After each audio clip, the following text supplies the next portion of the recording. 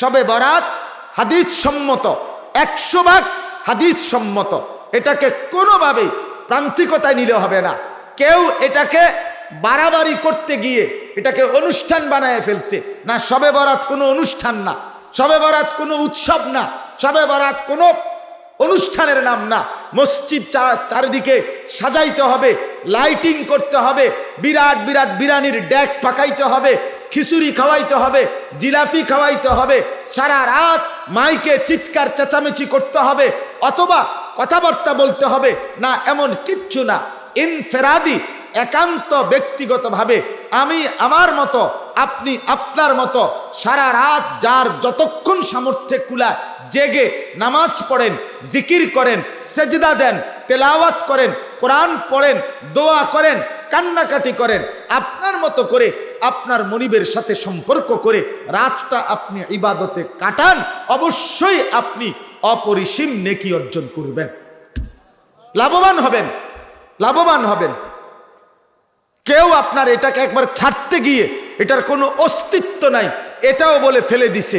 কেউ এটাকে একবারে বাড়াইতে গিয়া এইটারে একবারে 1 লাখ টাকার খরচা বানাই লেছে। কথা বুঝছেন না? এটার লগে বিরিয়ানি, এটার সাথে খিচুড়ি, জিলাপি, লাইট, মাইক, প্যান্ডেল, বহুত কিছু মিলাইয়া একদম সদবদ বানাই লেছে। না, আমরা এটা বলি না, কিন্তু লাইলাতুল বারাত অবশ্যই হাদিস সম্মত। রাসূলুল্লাহ সাল্লাল্লাহু আলাইহি ওয়াসাল্লাম থেকে বিশুদ্ধ সনদে রাসূলুল্লাহ সাল্লাল্লাহু আলাইহি ওয়াসাল্লাম থেকে লাইলাতুন নিসফে মিন শাবান, শবে বারাত যেটাকে বলে, এটা প্রমাণিত, এ সম্পর্কিত হাদিস প্রমাণিত। অতএব যদি একান্তই ব্যক্তি পর্যায়ে কেউ বুঝতে হয়, তাহলে আমাদের ওলামায়ে কেরামের কাছ থেকে আপনি কাছে গিয়ে সামনাসামনি বসে বুঝে নেবেন। বলেন ইনশাআল্লাহ। আপনাদের কাছে অনুরোধ করছি, আপনারা প্রত্যেকে ইনশাআল্লাহ শাবান মাসের এখন একদম শেষ অংশ, এইটুকু সময় কাজে লাগিয়ে কিছু নফল রোজা রাখেন। চেষ্টা করেন আগামীকাল শনিবার, তারপর দিন রবিবার, তারপর দিন সোমবার। মজার বিষয় হইল একটা দারুণ সুযোগ, যারা বুঝের মানুষ আছেন, মা চাচি করেও বলিয়েন, এই 3টা রোজা রাখেন, এই 3 দিন টানা রোজা রাখেন। আমারও পাক্কা নিয়ত, আল্লাহ চাহে তো 3 দিন টানা রোজা রাখবো ইনশাআল্লাহ। কেন? রাসূলুল্লাহ সাল্লাল্লাহু আলাইহি সাল্লাম প্রত্যেক আরবি চাঁদের, নবীজি আরবি মাসের 13, 14, 15 এই 3 দিন নিয়মিত সারা জিন্দিগি আইয়ামু বীজের 3টা রোজা রাসূলুল্লাহ সাল্লাল্লাহু আলাইহি সাল্লাম রাখতেন। তাহলে আপনি যদি এই 3টা রোজা রাখেন, ওই নবীজির এই সুন্নাত আমল এটা আপনার আদায় হবে। আবার নবী সাল্লাল্লাহু আলাইহি সাল্লাম লাইলাতুন নিসফে মিন শাবানের ব্যাপারে বলছেন, কুমু লাইলাহা আসুমু ইয়াউমাহা, তোমরা রাত্রিটা ইবাদতের জন্য জাগো আর পরের দিন রোজা রাখো। তাহলে ওই 15 তারিখ রোজা, তাহলে সোমবারের রোজাটা রাখলে আপনি রাসূলুল্লাহ সাল্লাল্লাহু আলাইহি সাল্লাম যে লাইলাতুল বারাতের পর দিন একটা রোজা রাখতে বলছে, এটাও এই 3টার মধ্যে আদায় হয়ে যাবে। এই হলো 2টা লাভ হইল। এরপরে রাসূলুল্লাহ সাল্লাল্লাহু আলাইহি সাল্লাম প্রত্যেক সোমবার দিন নবীজি সাল্লাল্লাহু আলাইহি সাল্লাম রোজা রাখতেন। সোমবারে নবীজিকে জিজ্ঞেস করছে, আপনি সোমবারে নিয়মিত রোজা রাখেন কেন? নবীজি বলছে, সোমবারে আমি জন্মগ্রহণ করেছি, সোমবারে আমার উপরে কোরআন নাজিল হয়েছে, এই জন্য সোমবারে নবীজি রোজা রাখতেন। তো এই শনি রবি সোমবার এই 3 দিন 13, 14, 15 এই রোজা রাখলে ওই সোমবারের রোজাও আদায় হয়ে যাবে। এই জন্য 3 in 1, মানে এই 3টার মধ্যে আপনি 3টা মর্যাদা, 3টা একসাথে পেয়ে যাবেন। রাসূলুল্লাহ সাল্লাল্লাহু আলাইহি সাল্লামের 3 দিনের রোজা রাখার সওয়াব এটাও আপনি অর্জন করলেন। লাইলাতুন নিসফে মিন শাবান, শবে বারাত উপলক্ষে একটি রোজা রাখা, এটাও আদায় হয়ে গেল। সোমবার দিন রোজা রাখার যে নবীর আমল, এটাও আদায় হয়ে গেল। এই জন্য এক সুযোগে আপনি 3টি আমল রাসূলুল্লাহ সাল্লাল্লাহু আলাইহি সাল্লামের আদায় করার সুযোগ পেয়ে গেলেন। কোন দিন কোন দিন কোন? চেষ্টা করেন। ভাইদের কাছেও অনুরোধ, রোজা রাখার চেষ্টা করো। শুধু মাহে রমজান গুরুত্বের সাথে রোজা রাখো। ভাইয়া সোমবারে রোজা রাখো, বৃহস্পতিবারে রোজা রাখো। নওজোয়ান বিশ্বাস করলাম, নিজের চরিত্র, নিজের আখলাক, নিজের যৌন চাহিদা, নিজের শাহওয়াত, নিজের কামনা বাসনা নিয়ন্ত্রণের জন্য রাসূলুল্লাহ সাল্লাল্লাহু আলাইহি সাল্লাম বলছে রোজা সর্বাধিক উপযোগী একটি কার্যকর মাধ্যম। রাসূলুল্লাহ সাল্লাল্লাহু আলাইহি সাল্লাম বলছেন যে ব্যক্তি নিজের শাহওয়াত, নিজের লজ্জাস্থানের চাহিদা, নিজের যৌন চাহিদা নিয়ন্ত্রণ করতে চায়, নবী সাল্লাল্লাহু আলাইহি সাল্লাম বলছে সে যেন রোজা রাখে। সে যেন কি রাখে? এজন্য নষ্ট না হয়। নষ্ট হলে তো নষ্টই হয়ে গেল, জোয়ারের সাথে ভাইসা গেলে তো ভাইসাই গেলাম। তো প্রতিকূলে টিকে থাকা যদিও একটু কঠিন, কিন্তু একদিন সফলতা তাদেরই পদচুম্বন করে। এজন্য আমরা একটু প্রতিকূলে আসি, স্রোতের সাথে ভেসে না যায়। এই সমাজের লক্ষ কোটি মানুষ স্রোতের সাথে ভেসে গেছে বাপ। তাই বলে কিছু মানুষ তো স্রোতের প্রতিকূলে আল্লাহকে নিয়ে, রসুলকে নিয়ে, আখেরাতকে নিয়ে ব্যস্ত হওয়া উচিত। উচিত কি না বলে? তো আল্লাহ তাআলা আজকের এই মাহফিল কবুল করেন। আজকের এই 2 দিনের ইন্তেজামের মধ্যে আল্লাহ তাআলা বরকত দান করেন। মাদ্রাসাখানা আল্লাহ তাআলা কবুল করেন। মাদ্রাসার তামাম জরুরত আল্লাহ তাআলা পূরণ করে দেন। 2 দিন ব্যাপী ওলামায়ে কেরাম যা নসিহত করেছেন, সমস্ত নসিহতে আল্লাহ তাআলা যেন বরকত দান করে, বলেন আমিন। হাদিসে কুদসির মধ্যে আছে, আল্লাহ তাআলা বলেন, রাসূলুল্লাহ সাল্লাল্লাহু আলাইহি ওয়াসাল্লাম ইরশাদ করেছেন, মান লাম ইয়ারদা বিকাদাই ফালিয়াতলুব রাব্বান সিওয়াই। যে আমার ফয়সালার উপরে সন্তুষ্ট নয়, আল্লাহ বলেন, সে যেন আমি আল্লাহকে বাদ দিয়ে আরেকজন রব তালাশ করে নেয়। তুমি আরেকজন মালিক খুঁজে নাও, আরেকজন রব খুঁজে নাও, কিন্তু এটা তো কখনোই সম্ভব না। আছে কি এমন কেউ? আর তার মানে এক মুমিনের ইমানের বৈশিষ্ট্য এটা, রেজা বিল কাজা, অর্থাৎ আল্লাহ তাআলার ফয়সালার উপরে সন্তুষ্ট থাকা। এটা একজন ইমানদারের জন্য গুরুত্বপূর্ণ সিফাত। আমার ভাই, যে হাতে ধরা মোবাইলগুলো নামায় ফেলেন, নামান, এগুলো নামান। আমি বললাম নামান। হাতে ধরে যাদের মোবাইল, এগুলো নামান, পকেটে নেন। এগুলো আমাদের চেহারার দিকে তাকায়া আল্লাহর কথা শোনেন, তাইলে ইনশাআল্লাহ উপকার হবে আমারও আপনাদেরও। নওজোয়ান ভাই, আমার কথা শোনো, দয়া করে প্রত্যেকেই পাশের জনের সাথে কথা বলেন না, বুট বাদাম খাইয়েন না, খামখেয়ালি করবেন না বাপ। অবহেলা, গাফলত, তুচ্ছতাচ্ছিল্য করলে, খামখেয়ালি করলে ওই নাফরমান জীবনও পরিবর্তন হয় না, সে আজীবন গাফেলি থেকে যায়। জিন্দেগি এই খামখেয়ালি করতে করতেই একটা সময় শেষ হয়ে যায়, একদিন জাহান্নামেই ঠিকানা হয়।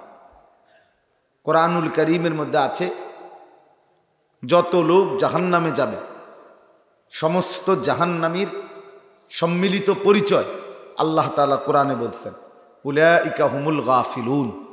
এরা মূলত সকলেই ছিল গাফেল। যেন সমস্ত গাফেলের শেষ ঠিকানা জাহান্নাম।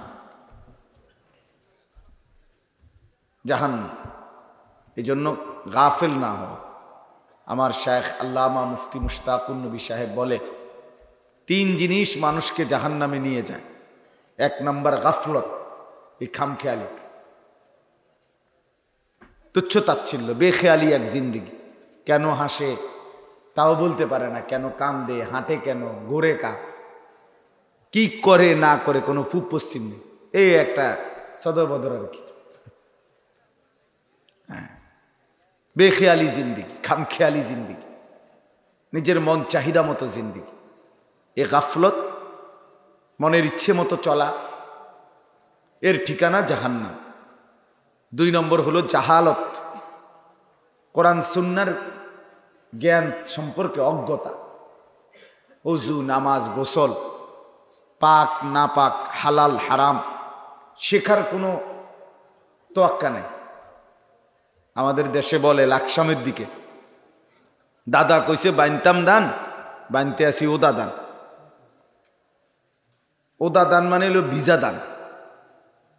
ভিজা দান যদি ঢেকিতে বান্ধে যেভাবে, অর্থাৎ ভিজা ধান যতই বাইরাক, এটার থেকে চাউল আলাদা হয় না, কারণ এটা যে ভিজা, যে চাউল বাইর হয় না, চাউল বের হইতে গেলে ধান এটা শুকাইতে হবে। তো অসংখ্য মানুষ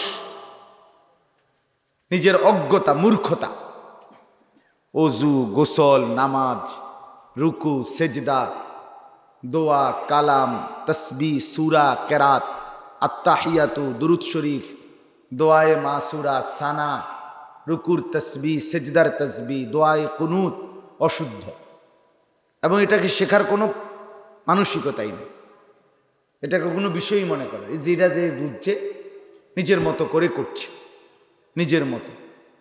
এই যে অজ্ঞতা, এই মূর্খতা, এই না জানা, এটা জাহান্নামে যাওয়ার কারণ। অসংখ্য মানুষ এই মূর্খতার, এই গাফলতির, অজ্ঞতার কারণে, জাহালতের কারণে, না জেনে ভুল আমল করার কারণে জাহান্নামী হবে। মনে তো করছিল নামাজ পড়ছে, কিন্তু অজু হয় নাই, আর অজুবিহীন গোসল করে পবিত্র হয় নাই শরীয়ত সম্মত পদ্ধতিতে। আমি একবারে প্রায় দিন বলি যে ফরজ গোসলের সময় নাকের নরম জায়গায় পানি পৌঁছানো ফরজ। নাকের নরম জায়গা মানে যেখানে নাক ভাঙ্গে, প্রত্যেকের নাক দুই অংশ, এক অংশ ভাঙ্গে নরম, আরেক অংশ শক্ত। এই যেটুকু নাকে এমনি নড়ে, এটারই নাকের নরম জায়গা বলে। এই নাকের নরম জায়গা পর্যন্ত ফরজ গোসল, যখন বীর্যপাত হয়, মহিলাদের মাসিক ঋতুস্রাব থেকে পাক হয়, তখন ফরজ গোসল করতে হয়। এই গোসল ফরজের সময় নাকের নরম জায়গায় পানি পৌঁছানো ফরজ। তাহলে কিভাবে নাকের নরম জায়গায় পানি পৌঁছাইতে হয়, এই নিয়মটা, সিস্টেম, অসংখ্য মুসলমান নারী, পুরুষ, যুবক, যুবতী, জেনারেল শিক্ষার অগণিত যুবক, ছেলে মেয়ে জানেও না। আপনি দেখেন, তাইলে বন্ধু দেখা গেল গোসল করছে, ঠিক আছে, সাবান সবই লাগাইছে, ফেস ওয়াশ, শ্যাম্পু সবই ঠিক আছে, পরিচ্ছন্ন আর পবিত্রতা এক কথা না, নাজাফত আর তহারত এক কথা না। পরিচ্ছন্ন হয় দুনিয়াবি বিভিন্ন সাবান বা ইত্যাদি দিয়ে, পাউডার, কিন্তু পবিত্রতা, তহারত, এটা শুধুই কেবল কোরআন সুন্নাহর পদ্ধতিতে হয়, ইসলাম সম্মত পদ্ধতিতে হইতে হয়। তাহলে নাকের নরম জায়গায় যে পানি পৌঁছাইতে পারে না, ফরজ আদায় হয় না তা, আর তার গোসল তলে হলো না, সে পবিত্র হয় না। এই জন্য এই নাফরমান, এই জাহেল, এই মূর্খ মানুষ, সে যদি কাবা গরিবের আল্লাহর ঘরের ছাদে গিয়েও নামাজ পড়ে, 100 বছরও পড়ে, সেজদায় পড়ে থাকে, তার একটি নামাজ, একটি সেজদাও কবুল হবে না, টোটালি কবুল হবে না। লা তুকবালু সালাতুন বিগাইরি তুহুরিন, নবী সাল্লাল্লাহু আলাইহি ওয়াসাল্লাম বলেন, পবিত্রতা অর্জন ব্যতীত কোনো নামাজ কবুল হয় না। অসংখ্য ছেলে পাক না পাকের মাসআলা টোটালি জানে না। আমরা কওমি মাদ্রাসায় পড়ছি, আমাদের মাদ্রাসার জীবনে আমরা সবসময় উস্তাদদের মুখে শুনছি, নিজেরাও পড়ছি, পড়াইছি, নিজেরাও দেখছি। আমাদের মাসআলার ক্ষেত্রে শরীয়তের 2টা মাসআলা সবচেয়ে কঠিন। একটা হলো এই পবিত্রতার মাসআলা, সবচেয়ে কঠিন, বিশেষ করে মা বোনদের পবিত্রতার মাসআলা আরও কঠিন, মহিলাদের। আর একটা হলো তালাকের মাসআলা, সবচেয়ে কঠিন। তালাকের মাসআলা এটা খুব বুঝতে হয়, এক সুতা এদিক সেদিক হইলে কথা কি হয় না, ফতুয়া বদলে যায়, সিদ্ধান্ত ভিন্ন হয়। তহারাতের গুরুত্ব, তহারাতের মাসআলাও অনেক গুরুত্বপূর্ণ, অনেক কঠিন, অনেক কিছু খুঁটিনাটি, অনেক কিছু। এজন্য আমাদের মাদ্রাসার জগতের যত ফেকার কিতাব, মাসআলার কিতাব, সব কিতাবের শুরুতে, শতকরা 99.5টা কিতাবের শুরুতেই প্রথম আলোচনা তহারাত, পবিত্রতা নিয়ে। আমাদের অধিকাংশ হাদিসের কিতাব, অধিকাংশ হাদিসের কিতাবের প্রথম আলোচনা তহারাত নিয়ে, পবিত্রতা নিয়ে। এটা গুরুত্বপূর্ণ। এই জন্য বললাম, জাহালত, অজ্ঞতা, মূর্খতা, না জানা জাহান্নামে যাওয়ার কারণ। আপনি তো ভাবছিলেন আপনি নামাজ পড়ছেন, কিন্তু আপনার তো ওযু হয় নাই, আপনার তো শরীর পাক হয় নাই, তাহলে তো আপনার শুক্রবারে যে 2 রাকাত, এমনিতে তো সারা সপ্তাহ নামাজ পড়েনি নাই, শুক্রবারে যে 2 রাকাত পড়ছেন এটাও কিচ্ছু হয়েছে। অপবিত্র মানুষ, তার নামাজ কবুল হয় না। রুকু সেজদা দিলেই হবে না।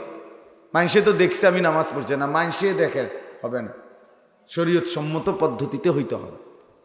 এই জন্য বললাম 2 নাম্বার জাহান্নামে যাওয়ার কারণ জাহালাত, অজ্ঞতা, মূর্খতা, কোরআন সুন্নাহর জ্ঞান না জানা। মাদ্রাসার এই পড়া আমরা শুধুই দুনিয়ার ভাত মাছ চাল ডাল, বাজার ব্যবসা, আয় উপার্জন, এটার জন্য পড়াই না, এটা আমাদের মাকসাদ না। এজন্য আমাদের দুনিয়াবি আয় উপার্জন কম, ওলামায়ে কেরামের, এটা আমরা বছরের পর বছরই দেখতেছি, বুঝতেছি, কিন্তু এরপরেও আমাদের ওলামায়ে কেরাম সিলেবাস বদলায় না। নাইলে জেনারেল শিক্ষার যেই বিষয়গুলো পড়ে দুনিয়াবি অনেক কিছু করতেছে, তো এটা সিলেবাসে অন্তর্ভুক্ত করিলে, এটাকেই গুরুত্ব দিয়ে পড়াইলে এটা এই মাদ্রাসার ছেলেরাও পারবে, কারণ এ তো মানুষেরই বাচ্চা, ঠিক কিনা বলেন না কেন? একই ঘরের এক বাবার 2 ছেলে, একজন যদি স্কুলে এসএসসি পাশ করতে পারে, তো এই ছেলেটাও পারবে না কেন? কিন্তু এটা তো মাকসাদ না বাপ। মাকসাদ হলো আখেরা, মাকসাদ হলো পরকাল, মাকসাদ হলো কবর পরবর্তী জিন্দিগি, মৃত্যু পরবর্তী জীবনের প্রস্তুতি। এটা হলো মূল উদ্দেশ্য, এটা হলো প্রধান। আখেরাত হলো মূল টার্গেট। এজন্য এই অজ্ঞতা, এই মূর্খতা, আখেরাতের ব্যাপারে কোরআন সুন্নাহর না জানা, এটা আপনাকে অনন্তকালের জন্য কষ্ট দিবে। কিন্তু দুনিয়াবি না জানা ক্ষণিকের কষ্ট দেয়। এই বেলা ভুল হইল, পরের বেলা শুধরানো যায়। কথা বোঝেন নাই আপনি? ঠিক আছে, আমি এই বাজারে মাছ কিনা ধরা খাইছি, এই দোকানদার আমারে হয়তো 2 নম্বর দিয়ে দিছে, কিন্তু এটা কোনো আমারে প্রত্যেক দিন দিতে পারতো না, আমি তো বুঝছি, ঠিক কিনা বলেন? এই দুনিয়া এক বেলা ধরা খাইলো, আরেক বেলা শুধরায় ফেলা যায়, কিন্তু আখেরাতে গিয়ে যখন উপলব্ধি হবে যে আমার এটা ভুল হইছে, এটা আমার অশুদ্ধ ছিল, খোদার কসম আর চেঞ্জ করার, শুধরানোর আর সুযোগ মিলবে। এখানেই হলো মূল বিষয়। মূল বিষয়, দুনিয়ার হাজারো বিষয় ঠিক করা যায়, ঠিক শুধরানো যায়, আখিরাতের কিছুই আর শুধরানো যাবে না, শুধুই বোঝা যাবে। ইয়াউমাইদিন ইয়াতাযাক্কারুল ইনসান ওয়া আন্না লাহু যিকরা। আল্লাহ তাআলা বলেন, হাসরের ময়দানে প্রত্যেকটা মানুষ তার জীবনের সব কিছু মনে পড়বে, হায়াতের সব কিছু মনে পড়বে। এই ঘন্টা, মিনিট, সেকেন্ড, এই রাত দিন, এই শিশু, কৈশোর, যৌবন, এই বৃদ্ধকালীন হায়াত সব মনে পড়বে। ওয়া আন্না লাহু যিকরা। কিন্তু আল্লাহ তাআলা বলেন, বলো না বান্দা, সেদিন মনে পড়ে কি লাভ হবে? মনে তো পড়বে ঠিক আছে, কিন্তু ওয়া আন্না লাহু যিকরা, কি লাভ? সেদিন মনে পড়লে ফায়দা কি হবে? সেদিন বুঝলে কি লাভ হবে? কোনো লাভ হবে, কোনো ফায়দা হবে না। এই জন্য বাপ, এটা গুরুত্বপূর্ণ। জাহালাত, অজ্ঞতা আমাদের মাদ্রাসাগুলোর মূল বৈশিষ্ট্য, এটা মূল ফিকির। এটা আমরা উম্মতের সর্বশ্রেণীর মুসলমানের অজ্ঞতা, দ্বীনি অজ্ঞতা, আখেরাতের অজ্ঞতা দূর করতে চাই। জাহালাত দূর করে কোরআন সুন্নাহর ইলম দিয়ে সন্তানের সিনাকে ভরে দিতে চাই। এটা ফিকিরটা বুঝতে হবে। অনেক মানুষ বুঝে না, মাদ্রাসার বিষয়টা ঠিকমতো বুঝে না। কওমি মাদ্রাসার কথা তো অনেকে বুঝতে চায় না। ওনারা কি করে, কি পড়ে, আপনি কাছের থেকে বুঝতে চেষ্টা করেন। ওনারা জীবন সাজায়, জীবন গড়ে। আমি তো সাফ বলি, বাংলা, অঙ্ক, ইংরেজি, পদার্থ, জীববিজ্ঞান, রসায়ন বিজ্ঞান, এই জেনারেল শিক্ষার কোনো বইতে পথ নাই, গন্তব্যের কোনো সন্ধান নাই, জীবনের কোনো মঞ্জিল নাই, পথের সন্ধান নাই, গন্তব্যের কোনো সন্ধান নাই। চ্যালেঞ্জ করলাম আমি। ওইখানে নির্দিষ্ট বিষয়ের পড়া আছে, বাংলা বইয়ে বাংলা পড়া আছে, ইংরেজি বইয়ে ইংরেজি কিছু পড়া আছে, কিন্তু আলো, গন্তব্য, মঞ্জিল, পথ। আমি আসছি কোত্থেকে, যাব কোথায়, আমি থামবো কোথায় গিয়ে, আমার উচিত কি অনুচিত কি, আমি কি করলে আমার কল্যাণ হবে, কি করলে আমার ব্যর্থতা হবে। এই যে পথের সন্ধান, জিন্দিগির গন্তব্যের সন্ধান, এটা শুধুই কেবল আল্লাহর কোরআনের মধ্যেই আছে। কসম খোদা, এটা ওইখানে নাই। আল্লাহ তাআলা কোরআনুল কারীমে বলছেন এটা যালিকা হুদাল্লাহ, এটাই আল্লাহর হেদায়েত, এটাই পথ। কোরআনকে বলছে ইয়াহদি বিহি মান ইয়াশা, আল্লাহ তাআলা বলেন এই কোরআনের দ্বারাই আল্লাহ তাআলা যাকে ইচ্ছে করেন পথ দেখিয়ে থাকেন। এর দ্বারাই, তাহলে অন্য কিছু দ্বারা পথ মিলবে না, পথ মিলবে না। তুমি প্রয়োজনে আমার লগে তর্ক করলে করতে পারো, আমি রাজি আছি। আমি জেনারেল লাইন পড়ালেখা করছি, কুমিল্লা ভিক্টোরিয়া কলেজ থেকে আমি মাস্টার্স পাস করছি। কাজে কারো যদি তর্ক করতে মন চায় আমার লোক কইরো, আমি রাজি আছি ইনশাআল্লাহ। আমি ওটা বুঝবো ইনশাআল্লাহ। সরকারি আলিয়া মাদ্রাসা থেকেও কামেল পাস করছি, কওমি মাদ্রাসা থেকেও দাওরা পাস করছি। তুমি বুঝাইও আমার, আমি শতভাগ আস্থা নিয়ে বললাম। হ্যাঁ, বৈষয়িক পড়ালেখা আছে, জেনারেল শিক্ষা কোনো শিক্ষাই না, আমি এটা বলি না। নাও, এটা কোনো পড়াই না, আমি এটা বলি না। এটা পড়া, এটাও জ্ঞান, এটাও শিক্ষা, ঠিক আছে, কিন্তু আলো নাই, পথের সন্ধান নেই। এজন্য আমাদের লক্ষ লক্ষ ছেলে শব্দ তো মুখস্থ করে, তো জিন্দিগির কোনো সৌন্দর্য চেনে না, জীবনের কোনো সৌন্দর্য নাই, নিজস্ব কোনো স্বাতন্ত্র, আত্মমর্যাদা বোধ, আত্মপরিচয়, আত্ম উপলব্ধি এটা আর হয় না। দুশ্মনকে থেকে দেখে দেখে জিন্দিগি সাথে হাসে তো দুশ্মনের মতো, কাঁদে বেঈমানের মতো, চুল বেঈমানের মতো, চলাফেরা কথাবার্তা দাড়িবিহীন চেহারা সব বেঈমানের মতো। পছন্দ মডেল, জিন্দিগির সামনের যিনি পথ প্রদর্শক, যাকে দেখে নিজেকে সাজায়, সেটা হলো বেঈমান। এই জন্যই বললাম তুমি পথ পাও নাই, পথের সন্ধান পাও না, পথের সন্ধান পাও। আমি তো এই জন্য প্রতিদিন বলি এটা, যে সমস্ত যুবক ভাই তোমরা যারা চুল দাড়ি চেহারা লেবাসে ইসলামের পরিচয়টা ধরতে পারো নাই, তোমরা পরাজিত, তোমরা হেরে গেছো। ইয়াহুদির কাছে, খ্রিস্টানের কাছে হেরে গেছো, হিন্দুর কাছে হেরে গেছো, নাস্তিক বেঈমানের কাছে হেরে গেছো, তুমি পরাজিত। তুমি তোমার ধর্মও চিনলা না, তুমি তোমার পরিচয়ও চিনলা না, আত্মপরিচয়ও জানলা না।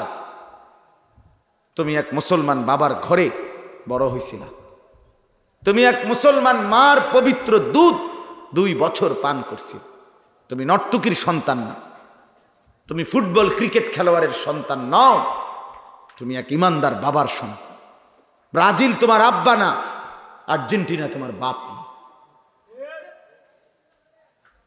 তুমি পরাজিত, তুমি ব্যর্থ বেটা, তুমি অপদার্থ, হেরে গেছো বেটা, হেরে গেছো বেটা। এই ছেলেরা, এক সেলুনের নাপিতের কাছে বেটা তুই পরাজিত বেটা, তোর রুচি নাই বেটা, তুই অনেক নিচু রুচি বেটা, তুই অনেক নিচু। যাদের দাড়ি নাই আপনাদেরকে সাফ বলছি মিয়া, আপনি নাপিতের কাছে হেরে গেছেন, পরাজিত আপনি মিয়া। আপনি জিন্দেগির ডিজাইনের জন্য, আপনার ব্যক্তিত্বের জন্য আপনি নাপিত থেকে গিয়া নিজেকে সাজাইয়া আসলেন। আপনার রুচি আরেকবার পরীক্ষা করা দরকার, রুচির ভালো ডাক্তার দেখানো দরকার। কুমিল্লা মুন হসপিটালে আমার পরিচিত ডাক্তার আছে, রুচির ডাক্তার, মেডিসিন বিশেষজ্ঞ ডাক্তার দেখাইবেন, ওনারা জানাইলে তো উনি রুচির ট্যাবলেট দিব।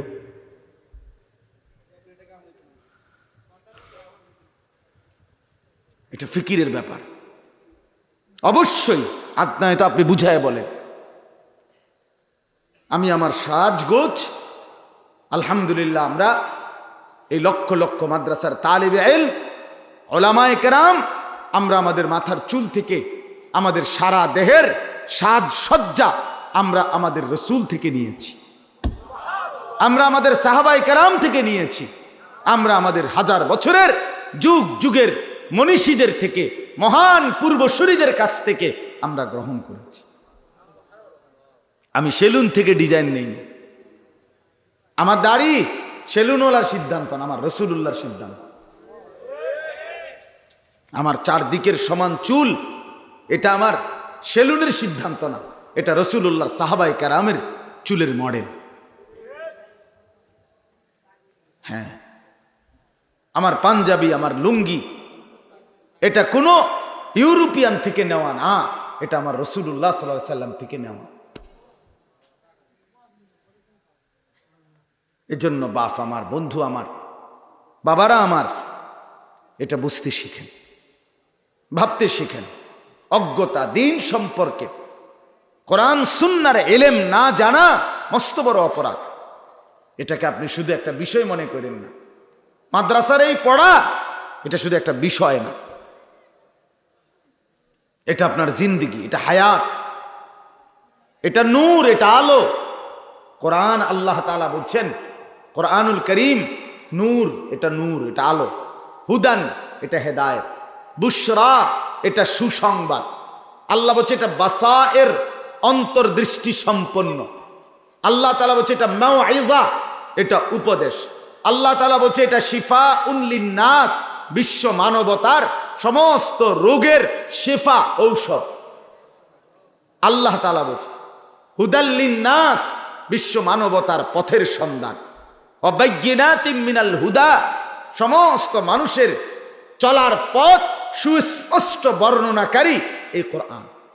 আল্লাহ বলছে এটা ফুরকান ওয়াল ফুরকান, অর্থ হচ্ছে সত্য মিথ্যা, ন্যায় অন্যায়, যৌক্তিক অযৌক্তিক, জায়েজ না জায়েজ, বৈধ অবৈধ, হালাল হারাম, উচিত অনুচিতের পার্থক্যকারী একমাত্র আল্লাহর কোরআন।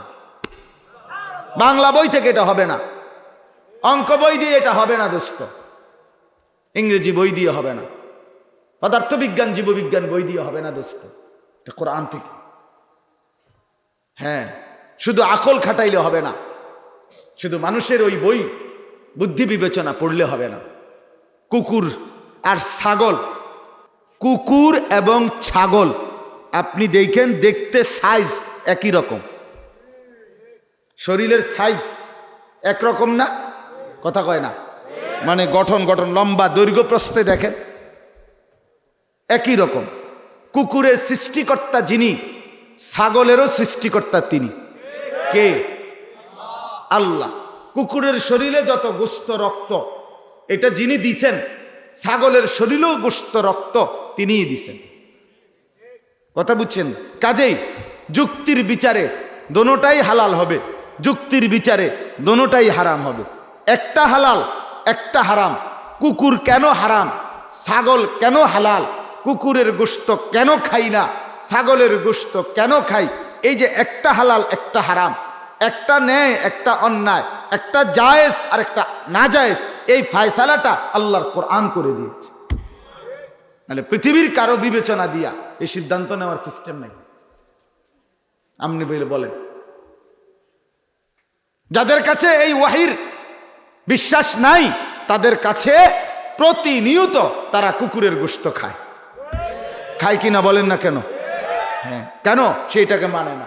আপনি খান না কেন? আপনি এটাকে মানেন দেখি, কথা বলেন। এটা কি এই কোরআন মানে দেখেই তো, কোরআনের বিধান জানে দেখেই তো মুসলমান ইমানদার কুকুরের গোশত খায় না, তো শূকরের গোশত খায় না। অথচ পৃথিবীর অত্যাধুনিক ইউরোপিয়ান দেশে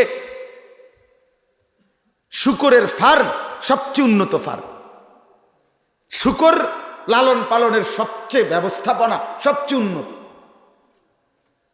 সবচেয়ে উন্নত। শূকরেরও সমস্ত পারফিউম, সমস্ত রকমের সাবান প্রসাধনী তার জন্য ব্যবহার হয়। ইউরোপিয়ান অসংখ্য নারী, কারো একান্তের জীবন সঙ্গী কোনো পুরুষ বয়ফ্রেন্ড, আর কারো এই বয়ফ্রেন্ডের জায়গায় অসংখ্য নারী, তাদের জীবনের 24 ঘন্টার সঙ্গী একটি কুত্তা। ওটা নিয়েই রাত কাটায়, দিন কাটায়।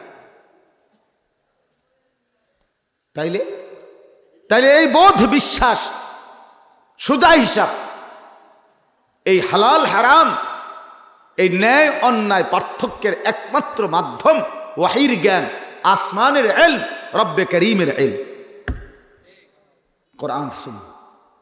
এটা থেকে বঞ্চিত বন্ধু তুমি আলো পাইবা না। বাত কদুরি খাওয়ান যাইব, আর বাত কদুরি খাওয়ান কোনো আশ্চর্য কিছু না, ফাঙ্গাস তেলাপিয়া কোনো এত অবাক কিছু না। ফার্মের মুরকা, কক মুরকা, এ ফুলকপি, ভাতা কপি, নেতা কাঁচামরিচ, খিরা, টমাটো, এই তো জিন্দিগি না।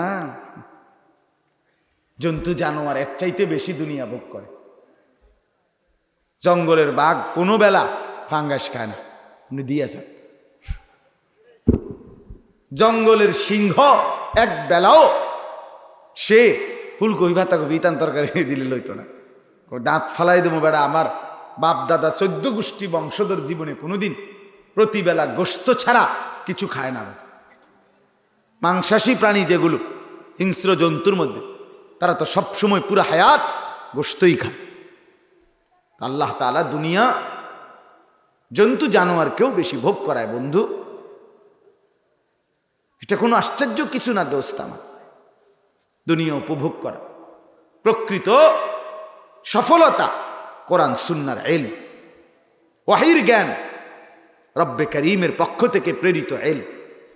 এজন্য বললাম জাহান্নামে যাওয়ার দ্বিতীয় কারণ জাহালত, তৃতীয় কারণ দলালাত, পথভ্রষ্টতা, পথ হারিয়ে ফেলা, পথ ভুলে যাওয়া, উল্টো পথে যাওয়া। সে বুঝে জানে সে এটা হালাল এটা হারাম, এটা জানে, ইচ্ছা করেই সে উল্টাটা করতেছে। সে জানে এখন নামাজের ওয়াক্ত, এ মুসলমানের বাচ্চা, এ মুসলমানের ঘরে জন্ম নিছে, সে জানে এখন আজান দিছে, সে বোঝে এটা তার উপরে ফরজ, কোনো সন্দেহ নাই তার, সেটা বুঝতেছে, জানে এটা তার উপরে ফরজ নামাজ, তাকে পড়া উচিত, কিন্তু ইচ্ছে করেই আরেক দিকে হাঁটতেছে, ইচ্ছে করেই মসজিদে যাচ্ছে না দিনের পর দিন, মাসের পর মাস। এটা গোমরাহ, এটা কি? এটা পথভ্রষ্ট, এটা পথ হারা, এটা জাহান্নামে যাওয়ার কারণ। হ্যাঁ বোন, অসংখ্য যুবক এ হাসতে হাসতে নামাজ পড়ে না। কেন পড়ে না তাও জানে না, পথ জানে না। খোদার 365 দিন, এক বছরে কোনো দিন ফজরের নামাজ, আহা 16 বছর 17 বছরের 18-20 বছরের অগণিত ছেলে কোনো দিন খোদার 365 দিনে কোনো দিন ফজরের নামাজ পড়ে না, জানেও না ফজরের ওয়াক্ত হয় কখন, ফজরের আজান হয়। আমি প্রত্যেক দিনে কথাটা একবার হইলেও বলি, আমার সবচেয়ে অবাক লাগে এটা।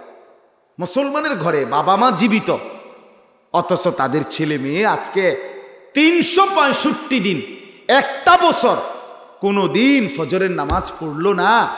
এত বড় জানোয়ার মুসলমানের ঘরে কেমনে ঘুমায় আমার মাথাতে আজও ঢোকে না। আমি আর এটা বুঝা গেলাম না। এত বড় জানোয়ার, এত বড় হাইওয়ান, এত বড় নির্লজ্জ বেহায়া এক মুসলমানের ঘরে ঘুমায় কেমনে? ওই বাপ বেঁচে আছে কিভাবে, ওই মা বেঁচে আছে কিভাবে, ওই বাবার জীবনের সার্থকতা কি, এই সংসারের অভিভাবকটা জীবনের অর্জন কি, তার কি অর্জন, তা যার স্ত্রী সন্তান আজকে 20 বছর ধরে প্রতিদিন রঙিন টেলিভিশনে তার ঘরে নাচ গান নর্তকীর ছবি দেখে। আহা, এই লোকের অর্জন কি? তাই যার ছেলেটা নামাজ পড়ে না, মেয়েটা নামাজ পড়ে না, যার ছেলের বউ পর্দা করে না, মেয়েটা পর্দা করে না, এই নাফরমান, এই জিন্দিগির সার্থকতা কি বাপ? কি অর্জন? একজন পুরুষ, একটা মানুষের তো একটা সফলতা আছে, আমার জীবনের অর্জন এটা আমি করছি আমার 60 বছরে, 40 বছরে, 30 বছরে। কি করলো? কি করলো? এক সেট সোফা বানাইছে, সোফা, 2টা খাট বানাইছে, এই একটা ফ্রিজ কিনছে, 3টা আলমারি বানাইছে, হ্যাঁ, কয়টা লবণের বাটি, চায়ের কাপ, কাচের প্লেট, এই তো আর কি, তা ফার্নিচারে বা আর কি। এই জীবনে কত হাজার হাজার মানুষের বাসাতে তো গেলাম, কি তার ফার্নিচার, সোফা এক সেট, একটা ডাইনিং টেবিল, 6টা চেয়ার, 2 খাট বা 3টা খাট, বক্স খাট, একটা ফ্রিজ, 2টা আলমারি বা একটা আলমারি, কিছু লবণের বাটি, চায়ের কাপ, কাচের প্লেট। এই তো বাপ, এই তো আর কি তা। এই সামান্য এটুকুর জন্য 60 বছরের হায়াত শেষ। এই সামান্য এটুকুর জন্য, এই কদ্দুর এই বাত মাছের জন্য, এই কদ্দুর ফার্নিচার, আসবাবপত্র, গহনার জন্য এত মিথ্যা কথা বলতে হয়, এত টাকা সুদ খাইতে হয়, এত কিস্তি নিতে হয়। আস্তাগফিরুল্লাহ, আস্তাগফির। জীবনের তরে এই বাংলাদেশে এমন সন্তান আছে, ইউরোপের একটা নাগরিকত্ব পাওয়ার জন্য, গ্রিন কার্ড পাওয়ার জন্য, ইয়াহুদিদের থেকে, খ্রিস্টানদের থেকে একটা নাগরিকত্বের সনদ পাওয়ার জন্য এমন অসংখ্য বদনসিব, দুর্ভাগা আছে। আল্লাহ মাফ করে দেন, আমি সবাইকে বলছি না, এমন অনেক দুর্ভাগা আছে যে দুর্ভাগা নিজের ইসলামের পরিচয়টা মুছে দেয়। খ্রিস্টান নারীকে কন্ট্রাক্টে বিয়ে করে, চুক্তিতে, নিজের স্বামী খ্রিস্টীয় নাম দিয়া, পরিচয় দিয়া, সাধন একটাই, একটা কার্ড পাবে, সিটিজেনশিপ পাবে। কয় টাকা এর জন্য, কয় টাকার জন্য এভাবে আখেরাতটাকে কোরবান করে দিল? কয়টা টাকার জন্য? কে কার সুনাম, কে দুনিয়ার যে সমস্ত মানুষ আইয়া বড় বড় বাড়ি করলো, বিল্ডিং করলো, কে চাইতে যায়? কার সময় কো, কার সময় কে চায়? সময় কোথায়? এজন্য বাপ, আমি 3টা কথা বললাম। 1 নাম্বার কথা হলো গাফলত, আমার শায়েখের কথাই আমি বলছি, জাহালত, দলালত, জাহান্নামে যাওয়ার 3 কারণ। কয় কারণ? 1 নাম্বার গাফলত, বলেন। 2 নাম্বার জাহালত, 3 নাম্বার দলালত। 1 নাম্বার হলো খামখেয়ালি, আলসামি, আরে আলসামি, মনের ইচ্ছা মতো চলো। 2 নাম্বার হলো অজ্ঞতা, না জানা, ওয়াহির জ্ঞান নাই। 3 নাম্বার হলো জানে যে ইচ্ছা করে উল্টো পথে চলতেছে, পথ হারায় ফেলছে, গন্তব্যের সন্ধান নেই। আল্লাহ তাআলা আমাদেরকে এমন জঘন্য পরিণতি থেকে রক্ষা করে, বলেন আমিন। আমার বাপ, আমি আপনাদের কাছে আর একটু কথা পেশ করতে চাই। এই মুহূর্তে আলহামদুলিল্লাহ সারা পৃথিবীর ইমানদার মুসলমানের স্বপ্ন, আকাঙ্ক্ষা, প্রস্তুতি, আবেগের সবটুকু জুড়ে ভালোবাসার এক পবিত্র নাম আমাদের হৃদয়ে গুঞ্জরিত হচ্ছে, সেটা হলো মাহে রমজান। বলেন আলহামদুলিল্লাহ। সারা পৃথিবীর মোমেন মুসলমান যাদের কলিজার ভিতরে আখেরাতের ফিকির আছে, যারা কবরকে দিল দিয়া মানে, যারা আখেরাতকে দিল থেকে ভয় পায়, অন্তর থেকে যে বুঝে আমাকে আখেরাতে আল্লাহর মুখোমুখি হতে হবে, আমাকে যেতেই হবে কবরে, আমি স্বীকার করি আর না করি, আমি বুঝি আর না বুঝি, আমি মানি আর না মানি, আমাকে মরতেই হবে। হবে কি না? বলেন না, হবে কি না? সুখের সাগরে যে ভাসতেছে সেও মরে যাবে, দুঃখের সাগরে যে ভাসতেছে সেও মরে যাবে। এটাই বাস্তবতা, এটাই সত্য কথা বাপ। চোখ খোলা রাখলেও মরে যাবেন, চোখ বন্ধ রাখলেও মরে যাবেন। অতএব আখেরাত, মৃত্যু পরবর্তী জিন্দিগি, কবর, হাসর, মিজান, ফুলসেরাত, এই পরকালের বিষয়টা, এটা যে দিল থেকে আন্তরিকভাবে মানে বুঝে, তার জন্য আখেরাতের প্রস্তুতির, তার এই অনন্তকালের জিন্দিগির জন্য সবচেয়ে বড় পুঁজি, আখেরাতের সামান সংগ্রহ করার সবচেয়ে শ্রেষ্ঠ মৌসুম, শ্রেষ্ঠ সিজন মাহে রমজান। মাহে রমজান, মাহে রমজান। এই মুহূর্তে আমাদের দিল থেকে প্রস্তুতি নেওয়া উচিত মাহে রমজানের জন্য। যার আখেরাত আছে, যার কলিজার মধ্যে কবর, হাসর, আখেরাত, পরকালের কথা বাস্তবিক অর্থে দিলে আছে। আমাদের অনেক মানুষ ধর্মীয় কিছু কাজকর্ম করে, কিন্তু শুধুই প্রাসঙ্গিক, অর্থাৎ শুধুই সাথে রাখে। মাঝে মধ্যে সুযোগ পাইলে মসজিদে নামাজ পড়ে, মাঝে মধ্যে মন চাইলে সুবিধা মতো কোনো জায়গায় 2-4, 10,000, 20,000 টাকা দান সদকা করে। কোনো হুজুর দেখলে 500 টাকা, 100 টাকা হাদিয়া দিয়া দেয়। এরকম কিছু কিছু কাজ, কিছু ধর্মীয় ভালো কাজ আপনার, অথবা অল্প কিছু নামাজ রোজা, এটুকুকেই যথেষ্ট মনে করে। এটা আসলে এই ব্যক্তি হলো ওই ব্যক্তি যার দিলের স্বপ্ন কলিজার ভিতরে মূলত হলো দুনিয়া।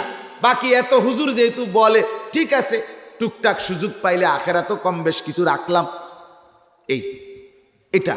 কিন্তু আসলে মূল উচিত হলো একজন প্রকৃত মুসলমান, তার মূল বৈশিষ্ট্য হলো খোদার কসম, তার সকল কিছুতে 1 নম্বরে প্রাধান্য পাবে শুধুই আখেরাত। মুমিনের প্রাধান্য আখেরাত, মুমিনের প্রথম স্বপ্ন আখেরাত, মুমিনের প্রথম ভালোবাসা আখেরাত, মুমিনের প্রথম প্ল্যান প্রোগ্রাম আখেরাত, পরকাল। পরকাল আমি ওইখানে স্থায়ী, আমি এখানে ক্ষণিকের, আমি এখানে ক্ষণস্থায়ী। ওয়াল আখিরাতু খায়রুম ওয়া আবকা।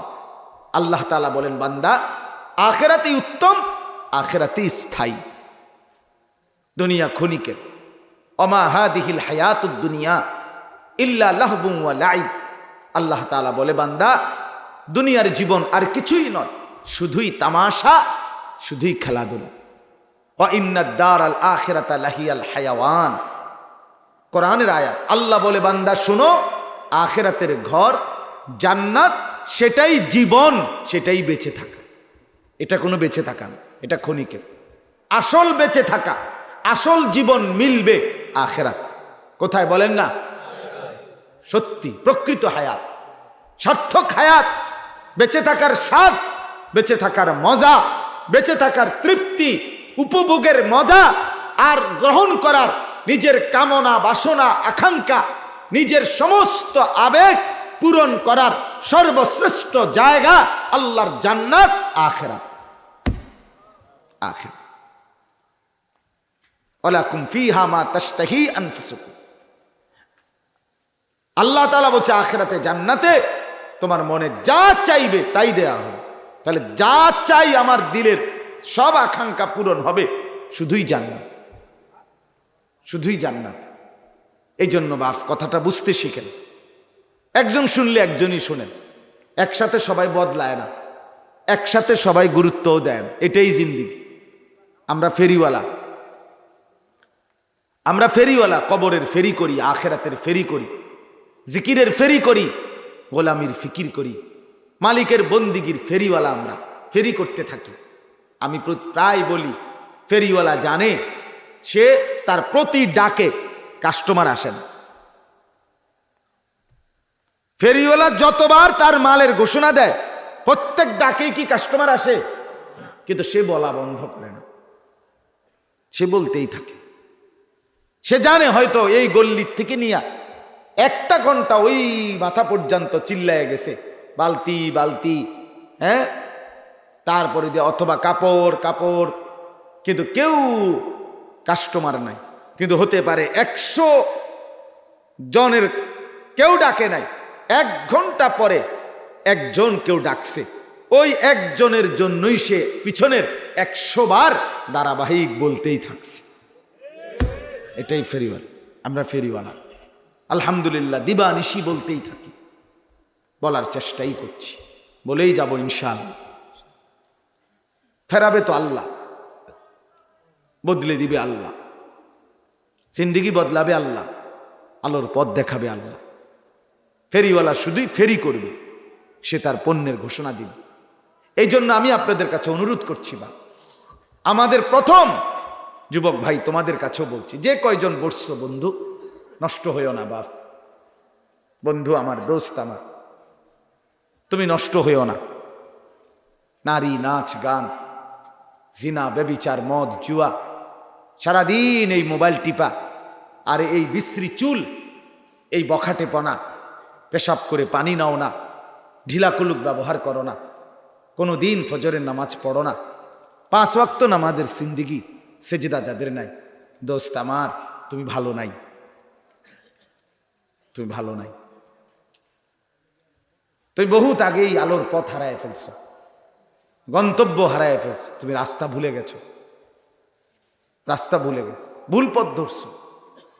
কোরআন কারীমের মধ্যে আছে, আল্লাহ তাআলা বলেন ওয়ালা তাকরাবুজ জিনা, আমার বান্দা জিনা ব্যভিচারের কাছেও যেও না, ইন্নাহু কানা ফাহিশা, নিশ্চয়ই জিনা ব্যভিচার এটা অশ্লীলতা, ওয়া সাআ সাবিলা, এই কথাটা বলার জন্য আল্লাহ বলে এই বান্দা জিনা ব্যভিচার, নারীকে কেন্দ্র করে যত গুনাহ, নারীর সাথে কথা বলা, ভিন নারীর সাথে জিনা, ভিন নারীকে মোবাইলে কিংবা বাস্তবে দেখা এটা জিনা, ভিন নারীকে ছুঁয়ে দেখা হাত দিয়ে এটা জিনা, ভিন নারীর কল্পনা অন্তরের মধ্যে লালন করা এটা জিনা, ভিন নারীর সাথে কথা বলা এটা জিনা, ভিন নারীর দিকে পায়ে হেঁটে এগিয়ে যাওয়া এটা জিনা, লজ্জাস্থান দিয়ে জিনা করা এটাও জিনা, চূড়ান্ত জিনা, আগের গুলোও জিনা। আল্লাহ বলে বান্দা কোন জিনার কাছে যেও না, ওয়াসাআ সাবিলা, একে তো এটা অশ্লীলতা, দ্বিতীয়ত এটা মন্দ পথ, এটা ভুল পথ, এটা মন্দ রাস্তা। এই বান্দা ভুল পথে হেঁটো না, ভুল পথে হেঁটো না। এই জন্য বন্ধু আমার, দোস্ত আমার, আমি অনুরোধ করলাম বাবার আপনাদেরকেও বলি, আপনার জিন্দগির পরিচয় বাবা স্ত্রী সন্তানের দিনদারি, এটাকেই বলে পুরুষ। অভিভাবক বলে তাকে মুসলমান যে তার স্ত্রী সন্তানের দ্বীনের ফিকির করে। খাট পালং আর সোফা, বিদেশ আর ভাত তরকারি আর বিল্ডিং, ইট বালু আর সিমেন্ট, শুধু এইটা নিয়ে যে ব্যস্ত থাকে, খোদার কসম তারে মুসলিম অভিভাবক, মুসলমান বাবা বলে না। এমনে বাপ হইতে আরে, কিন্তু মুসলমান বাপ এটারে বলে না, মুসলমান মা এটারে বলে না। যার মেয়ে বেপর্দা, তুই বেটি মুসলমান মা না, বেটি তুমি কোনো মুসলমান বাবা না। তোমার ছেলে আছে 1 বছর 2 বছর, কোনোদিন তোমার ঘরে ফজরের নামাজ পড়ে না, তুমি কোনো বেড়াইতো না। তুমি নিজেও আসছো দুনিয়া ভোগ করতা, তোমার জিফুতরও লাগাই দিছো দুনিয়া ভোগ করতে। তুমি দুনিয়া লোভী, তুমি সম্পদ লোভী। তুমি ফোলারে কইয়ে দিছ পড়লে ফর, বাবুরে নমাজ রোজাইতান আমার বিষয় না, দেশে থাকতে কামাই করলে কামাই কর, নইলে বিদেশ যা, টেহার দরকার, টেহার দরকার। তোর জেডায় তোর চাচাই হুঁচি জমি বেচবো, টাকা আগের থেকে রেডি না রাখলে পরে কোন ফাঁকে বেচালায় পরে ফেসে পড়বো, যা বিদেশ যা, টেহার দরকার। তুই হলি টাকা এটিএম বুথ, তোরে টিপ দিলে টাকা বাইরিব, তুই টাকার মেশিন।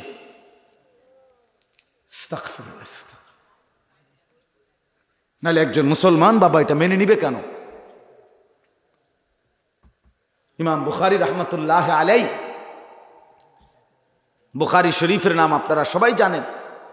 ইমাম বুখারী রাহমাতুল্লাহ আলাইহি 8 বছর বয়সে অন্ধ হয়ে গেছিলেন।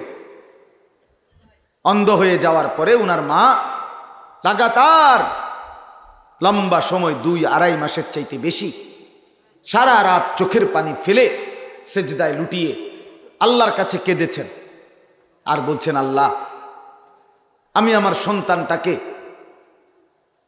রাসূলুল্লাহ সাল্লাল্লাহু আলাইহি ওয়াসাল্লামের হাদিস শেখাবো, আলেম বানাবো। চোখে দেখছে না মাওলা, হঠাৎ আমার ছেলেটা যদি অন্ধ হয়ে যায় তাহলে আমার এই স্বপ্ন বাস্তবায়ন হবে কিভাবে?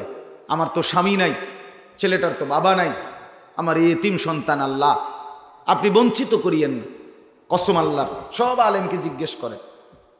ইমাম বুখারী রাহমাতুল্লাহ আলাইহির মায়ের কান্নায় একদিন রাত্রিবেলা ওনার মা ইব্রাহিম আলাইহিস সালামকে, নবী ইব্রাহিমকে স্বপ্নে দেখছে। ইব্রাহিম নবী স্বপ্নে সরাসরি বলছে ইমাম বুখারীর মাকে, মা তোর চোখের পানির বরকতে আল্লাহ তোর সন্তানের চোখের আলো ফিরায় দিছে। পরের দিন সকালবেলা ইমাম বুখারী রাহমাতুল্লাহ আলাইহি ঘুম থেকে জেগে বলতেছে, মা আমি তো গোটা দুনিয়া দেখি। মা তো তাকে বলে বাপ, আপন সন্তান এক ওয়াক্ত নামাজ পড়ে না, চেহারা দেখলে চুল দেখলে বোঝা যায় না মানুষের সুরত, মুসলমানের কোনো চিহ্ন। এমন দুঃখজনক দৃশ্য একজন মুসলমান বাবা মেনে নিচ্ছে কিভাবে, মা মেনে নেয় কিভাবে? পাগল হয়ে যাওয়ার কথা ছিল যে আমার জীবনের আর রইল কি তাই, আমার স্ত্রী সন্তানই যদি হয় খোদার নাফরমান, আমার আর কি রইল? রাসূলুল্লাহ সাল্লাল্লাহু আলাইহি ওয়াসাল্লামের হাদিস, যেই পুরুষ যেই অভিভাবক তার স্ত্রী সন্তানের জন্য অশ্লীলতা বেহায়াপনা হারাম নাপাকি নাজায়েজ মেনে নেয়, কসম খোদার, নবী বলছে তাকে বলে দাইয়ুস, তার জন্য জান্নাত হারাম।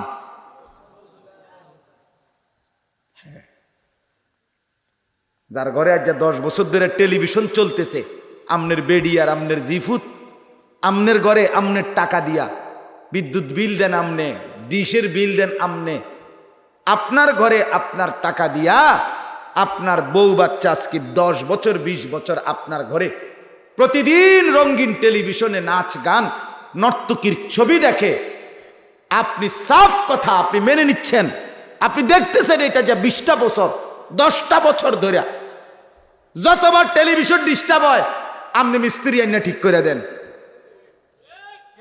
আপনি ঠিক আপনি বিল দেন, আপনি ডিশের বিল দেন, বিদ্যুৎ বিল আপনি দেন, আপনি মেনে নিচ্ছেন আপনার স্ত্রী সন্তান নর্তকী দেখবে, নাচ দেখবে, জিনা ব্যভিচারের দৃশ্য দেখবে, উলঙ্গ ছবি দেখবে, হিন্দি সিরিয়াল দেখবে। আমি মেনে নিলাম, এই যে পুরুষ এটা মেনে নিচ্ছেন, যাদের ঘরে এভাবে দিবানিশি চলছে, আপনারা দাইয়ুসের অন্তর্ভুক্ত কিনা আলেম থেকে জেনে নিন, নাই তো দাইয়ুস কইব কারে আমনে বুঝা নিয়ে। কি ভাবছেন জান্নাত মামুর বাড়ি? হ্যাঁ, আমার শায়েখ আল্লামা মুফতি মুশতাকুন নবী সাহেব দিবানিশি বলে, এরে আল্লাহর বান্দা, হাসরের মাঠ কোনো মামার বাড়ি না, নানার বাড়ি না, হাসরের মাঠ কোনো শ্বশুর বাড়ি না, হাসরের মাঠ সেই মাঠ বাপ সোয়া লাখ আম্বিয়া, সমস্ত নবী রাসূল আদম থেকে মুহাম্মদ সাল্লাল্লাহু আলাইহি ওয়াসাল্লাম পর্যন্ত সমস্ত নবী যেই মাঠের ভয়ে দিবানিশি দুনিয়ার হায়াতে কাঁদছেন, সেই মাঠের নাম হাসরের মাঠ। সমস্ত সাহাবী তাবিঈ আউলিয়া সমস্ত নেককার বুজুর্গ যে মাঠের ভয়ে অন্তরে সর্বদা কাঁপছেন, ভয় পাইছেন, কাঁদছেন, সেই মাঠকে বলে হাসরের মাঠ। আমরা কিতাবে পড়ছি হযরত আবু বকর সিদ্দিক রাদিয়াল্লাহু তাআলা আনহু ইন্তেকালের পূর্বে মাঝে মাঝে এরকম গাছের পাতা টানতেন, ছিটতেন আর বলতেন, হায় আমি যদি এই গাছ হতাম, আমাকে যদি কেটে ফেলে দিত, লাউ কুনতু শাজারাতান তু'দাদু, আমি যদি গাছ হতাম, আমাকে যদি ফেলে দিত কেউ, আমি যদি পাতা হতাম, আমাকে যদি কেউ ছিঁড়ে ফেলে দিত, আমি যদি আসরের মাঠে না যাইতাম। হযরত ওমর রাদিয়াল্লাহু তাআলা আনহু শাহাদাতের পূর্ব মুহূর্তে, ইন্তেকালের পূর্ব মুহূর্তে হযরত আব্দুল্লাহ ইবনে আব্বাস রাদিয়াল্লাহু তাআলা আনহুমার মতো সাহাবী, উনি হযরত ওমরের প্রশংসা করতেছিলেন মৃত্যুর মুহূর্তে, বলতেছেন, আমিরুল মুমিনিন, আপনি 10.5 বছর মুসলমানদের খলিফা ছিলেন, আপনি অর্ধ পৃথিবী শাসন করেছেন, আপনার আমলে কত দেশ কত শহর বিজয় হয়েছে, আপনার অনেক মর্যাদা, আপনি কেন ঘাবড়াচ্ছেন, কাঁদতেছেন? কসম আল্লাহর, আমরা কিতাবে পড়ছি হযরত ওমর রাদিয়াল্লাহু তাআলা আনহু বলছে, ইবনে আব্বাস দোয়া করো, আমার সারা জিন্দেগীর এই মেহনতের বিনিময়ে আল্লাহ যদি কমপক্ষে আমার গুনাহ এবং নেকি বরাবর করেও যদি আমারে ছাইরা দেয়, তাইলেও আমি সন্তুষ্ট। লা আজরা ওয়ালা ভিজরা, হিসাবের মধ্যে যেন একদূর হয় যে আর নেকিও নাই, তবে আর গুনাহও নাই, কমপক্ষে যদি একদূর হয় আমার সারব। ওমরের মতো সাহাবী বলছেন, বাপ আখিরাতটাকে খামখেয়ালি মনে করছেন আপনারা মুরব্বীরা, আপনারা চা দোকানে জিন্দেগি শেষ করে দিচ্ছে, কি ভাবছেন আসলে আখিরাত? আমি বুঝি না। 60 বছরের বুড়া মানুষ এখনো বিড়ি সিগারেট খায়, আরে এই চাচা আখিরাত কি বুঝলা যে এতটা বছরে? 60 বছরের বুড়া মানুষ এখনো চা দোকানে বসে রঙিন টেলিভিশনে নাচ গান দেখে। আহা চাচা, আপনি কি বুঝলেন চাচা? আজকে এতদিনও আপনি আখেরাত বুঝলেন না? আজকে এত বছর পরেও কবরের ভয় আসলো না? আহা মুসলমান, আর আসবে কোন দিন? আর কে বললে, আর কখন বললে আল্লাহর কোরআনের চাইতে দামি আর কোন কথা বললে আমরা বুঝতাম? কোরআনুল কারীমে আছে, আল্লাহ বলছেন ফাবিআইয়ি হাদিসিন বাদাহু ইউমিনুন। এই যে আল্লাহ বলছে, বান্দা বলো তো এর চাইতে, এটা এই কোরআনকে বলছে আল্লাহ বলছে, আমার বান্দা বলো তো এই কোরআনকে বাদ দিয়ে এটার পরে আর কি বললে, কোন কথাটা বললে ইউমিনুন তোমরা ঈমান আনতা? বান্দা আমারে বলো না, আমি আর কি বললে বিশ্বাস করতাম? বলো বাবা। এই কোরআনের পিছনে আমার বন্ধুর 23 বছরের মেহনত। এই এক কোরআন বুঝায় দিতে গিয়ে আমি আমার বন্ধুর পিঠ থেকে তায়েফের অঝরে রক্ত ঝরিয়েছি। আমার বন্ধুর দান দান শহীদ হয়েছে, জমিন রক্তে ভিজে গেছে। আমার বন্ধু পেটে পাথর বাঁধছে, 3 মাস ঘরের চুলায় আগুন জ্বলে নাই। আমার বন্ধুর চোখের সামনে তার সাহাবীদের লাশ, যুদ্ধের ময়দানে শাহাদাতের লাশ তরফাইছে, রক্তে ভাইসা গেছে। বন্ধু আমার নিজের চোখে দেখছে। এত কষ্ট, এত ত্যাগ, এত তিতিক্ষা, এত কোরবানির বিনিময়ে আমি আল্লাহ তাআলা আর কি বললে বান্দা বিশ্বাস করতাম? আর কিভাবে বললে বলেন? রাত গভীরে বলেন। আমার এতগুলো কথার অর্থ এটাই, আপনার দিলে শুধু একটু বিবেক জাগানো, একটু নড়ে ওঠেন। এই বাপ, একটু নড়ে ওঠেন, নিজের দিলকে একটাবার প্রশ্ন করে, আসলে কেন বিড়ি খাচ্ছেন? কেন চা দোকানে নাচ গান দেখেন? ও বাপ, কেন দাড়ি কাটেন? কেন? কারে সুন্দর দেখানোর জন্য? দাড়ি কাটা চেহারা সুন্দর না বাপ। পৃথিবীর কোনো, আমি চ্যালেঞ্জ করলাম, পৃথিবীর কোনো গবেষণায়, কোনো জরিফে, কোনো ইউরোপিয়ান কোনো গবেষক, কোনো ইহুদি খ্রিস্টানের বাচ্চাও আজ পর্যন্ত বলে নাই, পৃথিবীতে কোথাও নাই যে দাড়ি কাটা চেহারা সুন্দর, স্মার্ট। এটা কোন যুক্তিতে, কি কারণে, কোন প্রেক্ষাপটে আমি এটা দেখতে চাই। কারো কাছে যদি থাকে এটার কোনো দলিল নির্ভরযোগ্য যে এই পয়েন্টে আইসা, এই যুক্তিতে আইসা দাড়িওয়ালা সারার চাইতে শেভ চেহারা সুন্দর, আপনি এটার একটা যুক্তি দেখান, আমি কানে ধরে উদ্বাস করবো, নেবে না, কানে ধরে বটনি লাগামবে না। বলেন,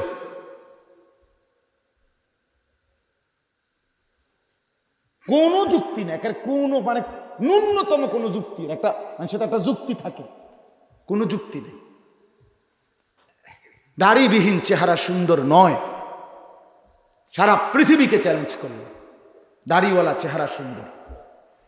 দাড়িওয়ালা চেহারা দেখে পৃথিবীর ইতিহাসে 40 জন সুন্দরী সম্ভ্রান্ত রাজবংশীয়া নারী এক দাড়িওয়ালা যুবকের চেহারা দেখে এক নজর, এক পলক শুধু হাইটা গেছে, এক নজর দেখাই হাতের আঙ্গুল কাইটা ফেলছে। সেই যুবক দাড়িওয়ালা যুবক ছিল। সেই যুবক সেই বলা যুবক না। আর এর বিপরীতে দাড়িবিহীন কোন ব্যাডইতে দেখে এরম কারবার হইছে, এটি রূপকথার মধ্যেও নাই, হাট্টিমা টিমের বইয়ের মধ্যেও নাই, কোন সিনেমা তো নাই এমন ঘটনা। জি না, ঠাকুরমার জুলির মধ্যেও নাই। আমি ঠাকুরমার জুলি পড়ছি ছোট থাকতে, বেহুলা লক্ষিন্দরের গল্প বই পড়ছি, হ্যাঁ, রহিম রুব্বানের কাহিনী পুরাটা পড়ছি। কথা সত্যি কথা। এই জন্য আমি বলতে চাচ্ছি, আপনি বলেন এটা ফিরতেই হবে বাপ, আমরা ফিরতেই হবে। আমাদের গন্তব্য আখেরা। আমাদের গন্তব্য কি বলেন না? দোস্ত আমার, পাশ কাইটা গেলে হবে না বন্ধু। আপনি আমারে পাশ কাইটা গেলেন, আমি আপনারে পাশ কাইটা গেলাম, এটা তো আমি আর আপনি। আমার কাছে আপনি ঠেকানা, আপনার কাছে আমি ঠেকানা, কিন্তু আমরা সবাই আল্লাহর কাছে ঠেকা। ওয়াকুল্লুহুম আতিহি ইয়াউমাল কিয়ামাতি ফারদা। রব্বুল আলামিন বলে সকলকেই আল্লাহর সামনে কিয়ামতের দিন একজন একজন করে এসে দাঁড়াইতে হবে। কয়জন কয়জন? ফারদান ওয়াহিদান, একজন একজন। রব্বুল আলামিন জিজ্ঞেস করবে, বান্দা উত্তর দেবে, ইন্নাল্লাহা সায়ুকাল্লিমু। নবী সাল্লাল্লাহু আলাইহি ওয়াসাল্লাম বলেন, নিশ্চয়ই আল্লাহ তাআলা প্রত্যেকের সাথেই কথা বলবেন, একজন একজন করে কথা বলবেন। লাইসা বাইনাহু ওয়া বাইনাহু তারজুমান, আল্লাহর মাঝে আর ওই বান্দার মাঝে কথোপকথনের সময় বুঝাইয়া দেওয়ার জন্য কোনো দুভাষী থাকবে না। আজকে আমার মসজিদে আরব জামাত আসছে, চান্দিনা আরবের জামাত, প্রায় 8 জন আরব। তো আমি জুমার পরে ওনারা কথা বলছে, তো আর জামাতের আমির সাহেব, আরবি আমির সাহেব, উনি আমারে বলছে যে হযরত আপনি তর্জমা করেন। তো আমি তর্জমা করছি, মানে ওনারা যেটা আরবিতে কইছে এটা আমি আমার মুসল্লি করে বুঝাইয়া কইছি। এই যে দোভাষী, তর্জমা করে বললাম। রাসূলুল্লাহ সাল্লাল্লাহু আলাইহি সাল্লাম বলেন, আল্লাহর মাঝে এবং বান্দার মাঝে বুঝাইয়া দেওয়ার জন্য কোনো দোভাষীও থাকবে না, সরাসরি মুখোমুখি আল্লাহ জিজ্ঞেস করবে, বান্দা উত্তর দেবে। খামখেয়ালি না বাপ, কোনো খামখেয়ালি নেই। অতএব আসেন এবার কথা শেষ করি। মূল বিষয় হলো, আপনাদের কাছে এই কথাটাই বললাম, আমরা যেন আমাদের এই হায়াত কদর করি। আর এই কদরের জন্য, হায়াতটাকে কাজে লাগানোর জন্য আমাদের সামনে বড় উত্তম সুযোগ মাহে রমজান। বলেন আলহামদুলিল্লাহ। এটাকে ফেলে দিয়েন না। এই রমজানটাকে কাজে লাগিয়ে নিজেকে গুনাহ থেকে পবিত্র করে এবং সমস্ত ইবাদত আল্লাহর হুকুম পালন করে আল্লাহর সন্তুষ্টি তাকওয়া অর্জন করে জান্নাতি হওয়ার দৃঢ় সিদ্ধান্ত এই মাসেই শুরু করেন ইনশাআল্লাহ। বলেন ইনশাআল্লাহ। আমি যে আয়াতটা পড়ছি এবার তরজমাটা শোনেন। আল্লাহ তাআলা বলেন, হাত্তা ইদা জাআ আহাদাহুমুল মাউতু, প্রত্যেকটা পাপী নাফরমান যখন তার মৃত্যুর সময় আসবে, মালাকুল মউত আজরাইল এসে জান কবজের জন্য দাঁড়াবে। আল্লাহ কোরআনে বলতেছেন সূরা মুমিনুনের মধ্যে, প্রত্যেকটা পাপী নাফরমান, আহা জিন্দিগি যে গুনার নাফরমানিতে শেষ করে দিছে, খোদার কসম বাপ, আল্লাহ বলে তখন মৃত্যুর মুখে দাঁড়িয়ে মালাকুল মউতকে দেখে, আজরাইলকে দেখে প্রতিটা নাফরমান চিৎকার করে আল্লাহকে বলবে, ক্বালা রাব্বিরজিউন, আল্লাহ আপনি আমাকে কিছু সময়ের জন্য দুনিয়ায় ফেরত আবার থাকতে দেন। এই কথাটাই বলতে চাইছি বাপ। আজ বলছি হায়াতের কদর করেন। অচিরেই এই হায়াত ভিক্ষা চাইবেন, অচিরেই এটুকু সময় আবার চাইবেন। ক্বালা রাব্বিরজিউন, নাফরমান বলবে রব্বুল আলামিন দুনিয়ায় অল্প সময়ের জন্য ফেরত যেতে দেন। আল্লাহ জিজ্ঞেস করবেন কেন? নাফরমান বলবে লাআল্লি আমালু সালিহান ফীমা তারাকতু, আল্লাহ যে আমলগুলো ইতিপূর্বে ছুটে গিয়েছিল, এবার যদি একটু হায়াতের সময় পাই তাইলে সেই ছুটে যাওয়া নেক আমলগুলো এবার করব। আল্লাহ বলবেন কাল্লা, না বান্দা, কখনোই না, হবে না বান্দা। মালাকুল মউত আজরাইলকে এনে আমি রব্বুল আলামিন কোনোদিন কাউকে ফেরত দেই নাই, অনুগত কেউ না, অবাধ্য কেউ না। আজরাইলকে সামনে এনে আমি প্রিয়কেও নিয়ে গেছি, আমি অপ্রিয়কেও নিয়ে গেছি, আমার অনুগত বান্দাকেও নিয়ে গেছি, আমার অবাধ্য বান্দাকেও নিয়ে গেছি। আল্লাহ বলেন মালাকুল মউতকে সামনে এনে মূসাকেও কবরে নিয়েছি, ফেরাউনকেও কবরে নিছি কিনা বলেন? কাউকে ফেরত দেই, কাউকে না। হবে না বান্দা, এটা হবে না, কাল্লা, কখনোই না। এরপরে আল্লাহ বলবেন ইন্নাহা কালিমাতুন হুয়া কাইলুহা, এই নাফরমান বান্দা, আমি জানি আজরাইলকে দেখে এখন যে তুমি দুনিয়ায় ফেরত যেতে চাচ্ছ, নেক আমল করবা এই কথা বলে, এটা তোমার মিথ্যা কথা, এটা তোমার কথার কথা, এটা তোমার বাটপারি কথা, এটা তোমার সিটারি কথা। আল্লাহ বল, হ্যাঁ এটাই আয়াতের অর্থ, এটা তোমার কথার কথা। ইতিপূর্বে বান্দা বহুবার বহু বিপদ, অ্যাক্সিডেন্ট, মুসিবত, অসুস্থতা, পেরেশানিতে তুমি আমি আল্লাহকে বহুবার ডাকছিলা, আর যখনই বিপদ, মুসিবত, পেরেশানি, অ্যাক্সিডেন্ট, দুর্ঘটনা দূর হয়ে যায়, শেষ হয়ে যায়, তখন আমারে আবার তুমি ভুলে গেছো। আমি জানি তোমার বউয়ের যে সময় সিজার হয় সেই সময় তুমি আমারে লক্ষ্যবার ডাকছিলে, আল্লাহ আল্লাহ আল্লাহ আল্লাহ আল্লাহ আল্লাহ, মানে নামাই লইতেছে আল্লাহরে। যখনই ওইয়ে সারছে শেষ। আসর, মাগরিব, এশা, ফজর, কত নামাজ চলে গেল, আর মালিককে একটা সেজদা দেবার কথা মনে নেই। আল্লাহ বল, তুমি এই জাতের বাটফার। যে সময় গাড়ি অ্যাক্সিডেন্ট করতে লাগছিল তখন তুমি আমারে আল্লাহ আল্লাহ আল্লাহ আল্লাহ আল্লাহ আল্লাহ আল্লাহ, মানে আমারে একবারে সাংঘাতিক ডাকা ডাকছিলা। যখনই আমি বাঁচাইয়া দিলাম, অ্যাক্সিডেন্ট থেকে মুক্ত করে দিলাম, তখনই তুমি আমাকে ভুলে ড্রাইভারের প্রশংসায় লেগে গেছে। এবার ড্রাইভার, তে একটা ড্রাইভার রে, ড্রাইভার, জাত ড্রাইভার। জেনতেন কোন ড্রাইভার হইলে এত মারাত্মক অ্যাক্সিডেন্ট থেকে বাঁচার কথা না। জাত ড্রাইভার, একটা ড্রাইভার, তার 14 গোষ্ঠী ড্রাইভার, তার আর পুরা ফ্যামিলি ড্রাইভার। তারা মারফেটের থেকে গাড়ি চালাতে চালাতে আইছে, মানে এত গুণ এবার হেতের। তার 14 গোষ্ঠী ড্রাইভার হয়ে গেছে এবার, মানে এবার সমস্ত গুণ কার? এতক্ষণ ডাকছিল কাকে? আল্লাহ বলে, তুমি এই জাতের সিটার, তোমার আমি চিনি। ওয়ামিন ওয়ারাইহিম বারযাখুন ইলা ইয়াউমি ইউবআসুন। এরপরে আল্লাহ তাআলা বলেন, অতএব বান্দা নাফরমান, কাজে কোনো কথা নাই, দুনিয়া আর ফিরবে না। ওয়ান ওয়ে রোড, একমুখী রাস্তা, হায়াতের ইউটার্ন নাই। রাস্তার ইউটার্ন আছে, হায়াতের ইউটার্ন নাই। হায়াত সামনের দিকেই যায়, সামনের দিকেই যায়। অতএব এখন থেকে নিয়ে আমি আল্লাহ হাসরের ময়দানে উঠানো পর্যন্ত বারজাখ মানে কবরের জিন্দিগিতেই পড়ে থাকো, কবরে পড়ে থাকো, আর ফিরবান। এই কথাটাই বলতে চাইছি, এটাই আমার মূল বক্তব্য।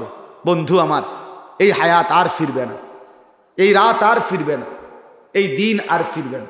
আপনি বলেন, 23 ফেব্রুয়ারি 2024 রোজ শুক্রবার, এই শিরোনাম পৃথিবীতে আর কোনোদিন হবে? আগামী শুক্রবার আসবে, কিন্তু সেটা 23 ফেব্রুয়ারি না। আগামী বছর 23 ফেব্রুয়ারি আসবে, কিন্তু সেটা 2024 না। এই শিরোনাম হুবহু পৃথিবীর ইতিহাসে আর কোনোদিন আসবে না, রাত আর আসবে না। দোস্ত, জোয়ান ভাই, বুঝতে শিখো, তুমি আর কোনোদিন যুবক হবা না। হয় তুমি সামনে বৃদ্ধ হবা, নয় কবরে যাবে। যৌবন দুইবার আসবে না। তোমার 16 বছর আর কোনোদিন 16 বছর আর হবে না। তুমি এরপরে 17 বছরে যাইতে হবে। তোমার 17 বছর আর কোনোদিন দ্বিতীয়বারের মতো 17 আর হবে না। এটা 18তে চলে যাবে, তুমি আর ফিরবা না, এদিকে আসবা না। ব্যাক করার সিস্টেম নাই, ওয়ান ওয়ে রোড, সামনের দিকে যেতে হবে। অতএব আমার বক্তব্য, আমার মূল কথা, আমি এই কয়দিন টানা এই এক কথাই বলতেছি, হায়াতের কদর করেন, জিন্দিগিটা কাজে লাগান। এটুকুই হায়াত, এটুকু দিয়েই অনন্তকালের আখেরাত, এটুকু দিয়েই লম্বা সফর বাপ, দীর্ঘ সফর। কবরে সাহাবীর বর্ণনা দ্বারা এটা বোঝা যায়। মুহাদ্দিসিনে কেরাম বলেন, কোন মুহাদ্দিস বলেন, উলামায়ে কেরাম কেউ কেউ বলেন, কবরে সর্বশেষ যেই লোকটা কবরে যাবে তাকেও হতে পারে শুধু কবরেই 40,000 বছর অপেক্ষা করতে হবে।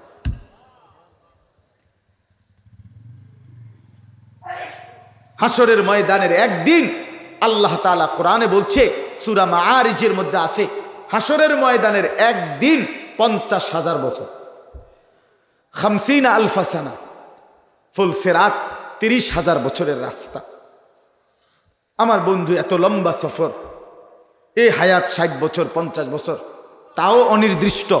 সবার জন্য 60 না, সবার জন্য 60 না। আমি কিছুদিন আগে 22 বছরের ছেলের জানাজা পড়ছি, আমি 3 দিনের বাচ্চার জানাজাও পড়ছি, আমি 10 বছরের বাচ্চার জানাজাও পড়ছি। তাইলে সবার হায়াত 60? কথা বলেন। অতএব হায়াত আসবে না। এই অল্পটুকু সময় দিয়ে অনন্তকালের আখিরাত সাজাইতে হবে। অস্বীকার করার কোনো সুযোগ নাই, অ্যাভয়েড করার কোনো সুযোগ নাই, এড়িয়ে চলার কোনো সুযোগ নাই বাপ। অতএব রমজানকে কদর করেন, রমজানকে কদর করেন। একটা মাস মাহে রমজান সিদ্ধান্ত নেন সমস্ত গুনাহ, চুরি, ডাকাতি, জিনা, ব্যভিচার, মদ, জুয়া, নর্তকীর ছবি, নাচ, গান, বেহায়া, বেপর্দা মা বোনদের এই বেপর্দার জিন্দিগি তাদেরকে বুঝান। এই বাপ, আর যদি কোনোদিন বলতে না পারি, এই জন্য একবারই বললাম বাপ, দয়া করে নিজের স্ত্রীকে, নিজের মেয়েটাকে, এত বড় খোদার রমজান, এত বড় আজিম শান মাস, যখন আল্লাহ বলে রহমত খুলে দিলাম, মাগফিরাত খুলে দিলাম, নাজাতের সব দুয়ার খুলে দিলাম বান্দা, এই সময়ে আপনি আপনার স্ত্রীকে, মেয়েটাকে বাজারে, মার্কেটে এই রমজান মাসে শুধু শুধু এই কয়টা কাপড় কিনা আর এই জুতা, এই শাড়ি, গহনার জন্য এইভাবে খোদার রমজান এত বড় দামি মাসকে বৃদ্ধাঙ্গুলি দেখাইয়া বাজারে পাঠাইয়েন না। হাত জোর করে বলল, এটা অনেক বড় বিবেকহীন কাজ। এটা আল্লাহকে উপহাস করা, আল্লাহকে উপহাস করা। এজন্য রমজানকে কদর করে। যুবক ভাই, তোমরা যে কয়জন বসছিলা, আমি বেশি কম নিয়ে আমার কোনো মাথা ব্যথা নাই, কোনো সময়ই না। আলহামদুলিল্লাহ, আমি আমার এই বয়ানের ছোটখাটো এই জীবনে সংখ্যা নিয়ে আমি কোনো দিন পেরেশানি করি না। কখনো অনেক মানুষ দেখছি, আলহামদুলিল্লাহ। আমি কখনো এই কিছুদিন আগে, আসরের আগে এক জায়গায় আসরের নামাজের পরে দুপুরে ভাত খাইয়া আসরের আগ পর্যন্ত প্রায় 1.25 ঘন্টা বয়ান করছি। শ্রোতা ছিল একের গুণা 8 জন, একের গুণা 9 জন না, 8 জন। আমি গুনছি 8 জন। হ্যাঁ, আমি মনোযোগ দিয়া 1.25 ঘন্টা বয়ান করছি, খালাস, আল্লাহর জন্য। আমার সংখ্যা এখানে মূল বিষয় না, বা এখানে মূল মাকসাদ সংখ্যা নয়। অতএব আমি অনুরোধ করছি, যুবক ভাই, তোমরাও মাহে রমজানকে সামনে রেখে গুনাহ বর্জনের সিদ্ধান্ত নাও। নারীর আসক্তি ছেড়ে দাও, জুয়ার আসক্তি ছেড়ে দাও, মদের আসক্তি ছাড়ো, মোবাইলের আসক্তি ছাড়ো। বন্ধু আমার, ফজরের নামাজ পড়তে চেষ্টা করো, 5 ওয়াক্ত নামাজ পড়তে চেষ্টা করো। বাবা, চাচা, দাদের বিড়ি সিগারেট খাওয়ার অভ্যাস ছেড়ে দেন। এই অভ্যাস, দাড়ি কাটেন যারা, এটা বন্ধ করে দেন। দাড়ি রাখেন, দাড়ি রাখেন বাবা, সুন্দর হবে, পুরুষত্ব, পৌরুষ, বীরত্ব দেখা যাবে।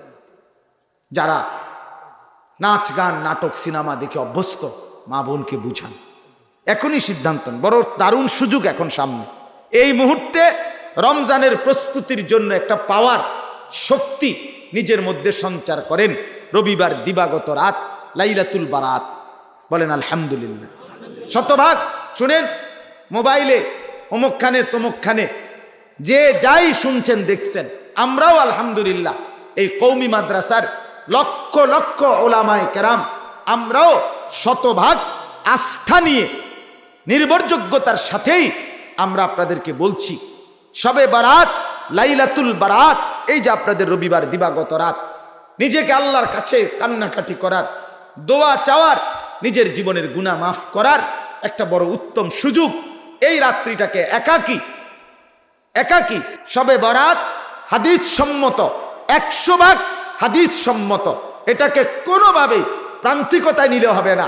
কেউ এটাকে বাড়াবাড়ি করতে গিয়ে এটাকে অনুষ্ঠান বানায় ফেলছে না। শবে বরাত কোনো অনুষ্ঠান না, শবে বরাত কোনো উৎসব না, শবে বরাত কোনো অনুষ্ঠানের নাম না।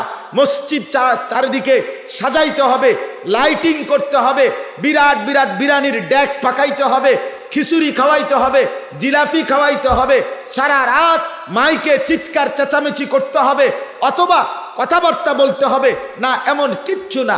ইনফেরাদি, একান্ত ব্যক্তিগতভাবে আমি আমার মতো, আপনি আপনার মতো সারা রাত যার যতক্ষণ সামর্থ্যে কুলায় জেগে নামাজ পড়েন, জিকির করেন, সেজদা দেন, তেলাওয়াত করেন, কোরআন পড়েন, দোয়া করেন, কান্নাকাটি করেন, আপনার মতো করে আপনার মনিবের সাথে সম্পর্ক করে রাতটা আপনি ইবাদতে কাটান, অবশ্যই আপনি অপরিসীম নেকি অর্জন করবেন, লাভবান হবেন, লাভবান হবেন। কেউ আপনার এটাকে একবার ছাড়তে গিয়ে এটার কোনো অস্তিত্ব নাই এটাও বলে ফেলে দিছে, কেউ এটাকে একবারে বাড়াইতে গিয়া এইটারে একবারে 1 লাখ টাকার খরচা বানাই লেছে। কথা বুঝছেন না? এটার লগে বিরিয়ানি, এটার সাথে খিচুড়ি, জিলাপি, লাইট, মাইক, প্যান্ডেল বহুত কিছু মিলাইয়া একদম সদবদ বানাই লেছে। না, আমরা এটা বলি না, কিন্তু লাইলাতুল বারাত অবশ্যই হাদিস সম্মত। রাসূলুল্লাহ সাল্লাল্লাহু আলাইহি ওয়াসাল্লাম থেকে বিশুদ্ধ সনদে রাসূলুল্লাহ সাল্লাল্লাহু আলাইহি ওয়াসাল্লাম থেকে লাইলাতুন নিসফে মিন শাবান, শবে বারাত যেটাকে বলে, এটা প্রমাণিত, এ সম্পর্কিত হাদিস প্রমাণিত।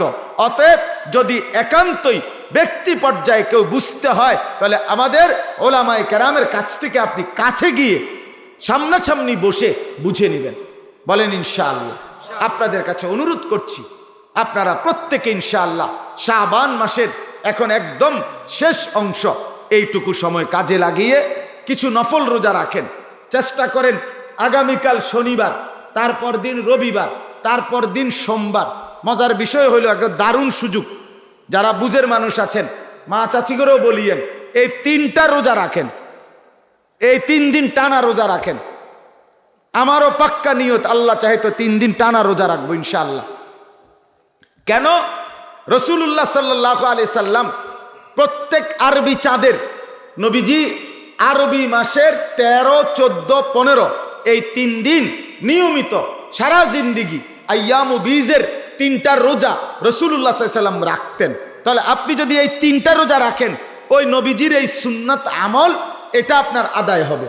আবার নবী সাল্লাল্লাহু আলাইহি সাল্লাম লাইলাতুন নিসফে মিন শাবানের ব্যাপারে বলছেন, কুমু লাইলাহা আসুমু ইয়াউমাহা, তোমরা রাত্রিটা ইবাদতের জন্য জাগো আর পরের দিন রোজা রাখো। তাহলে ওই 15 তারিখ রোজা, তাহলে সোমবারের রোজাটা রাখলে আপনি রাসূলুল্লাহ সাল্লাল্লাহু আলাইহি সাল্লাম যে লাইলাতুল বারাতের পর দিন একটা রোজা রাখতে বলছে, এটাও এই 3টার মধ্যে আদায় হয়ে যাবে। এই হলো 2টা লাভ হইল। এরপরে রাসূলুল্লাহ সাল্লাল্লাহু আলাইহি সাল্লাম প্রত্যেক সোমবার দিন নবীজি সাল্লাল্লাহু আলাইহি সাল্লাম রোজা রাখতেন। সোমবারে নবীজিকে জিজ্ঞেস করছে, আপনি সোমবারে নিয়মিত রোজা রাখেন কেন?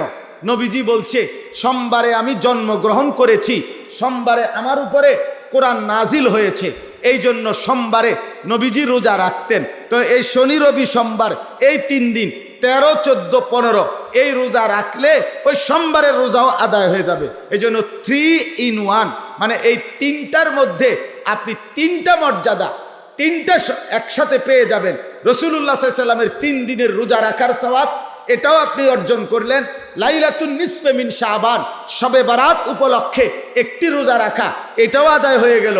সোমবার দিন রোজা রাখার যে নবীর আমল, এটাও আদায় হয়ে গেল। এই জন্য এক সুযোগে আপনি 3টি আমল রাসূলুল্লাহ সাল্লাল্লাহু আলাইহি সাল্লামের আদায় করার সুযোগ পেয়ে গেলেন। কোন দিন কোন দিন কোন? চেষ্টা করেন। ভাইদের কাছেও অনুরোধ, রোজা রাখার চেষ্টা করো।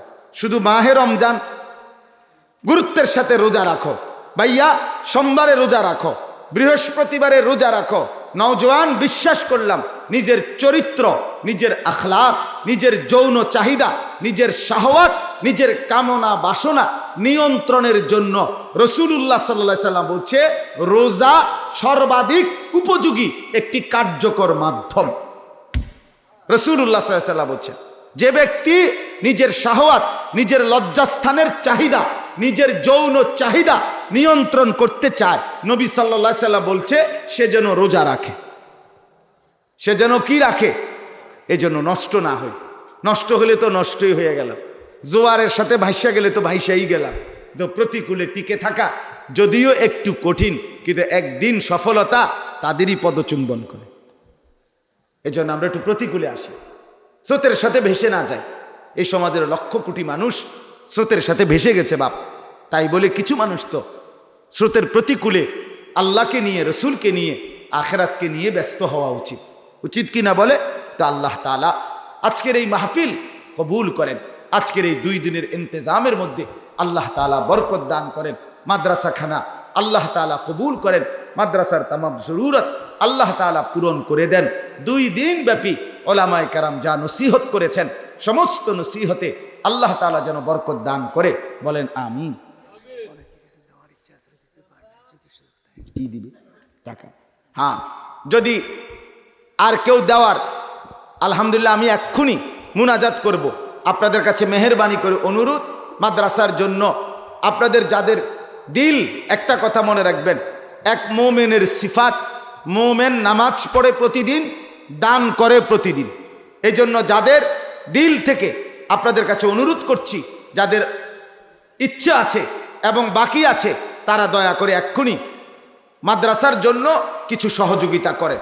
2-4 মিনিট, আপনারা দিলেও 2-4 মিনিট, না দিলেও 2-4 মিনিট, দয়া করে মেহেরবানি করে। আর কেউ দিবেন কিনা বলেন, বলেন, একটু হিম্মত করেন। বাপ দেরি করায়েন না, দিলেও দেরি করায়েন না, না দিলেও দেরি করায়েন না। আল্লাহ তাআলা আপনাদেরকে তৌফিক দান করেন। আপনারা দিছেন, আপনারা সবসময় দিচ্ছেন। আপনাদের সহযোগিতায়, ভালোবাসাতেই মাদ্রাসা এগিয়ে আসছে, এগিয়ে চলছে। বলেন, হ্যাঁ, কি কোথায় কাজ করবেন? মাশাআল্লাহ, বলেন, তাইলে কিছু সিমেন্টের জন্য নাম লিখান। আপনার নামটা মিশে গেল মাদ্রাসার সাথে, আপনার জিন্দিগির নেকি মিশে গেল।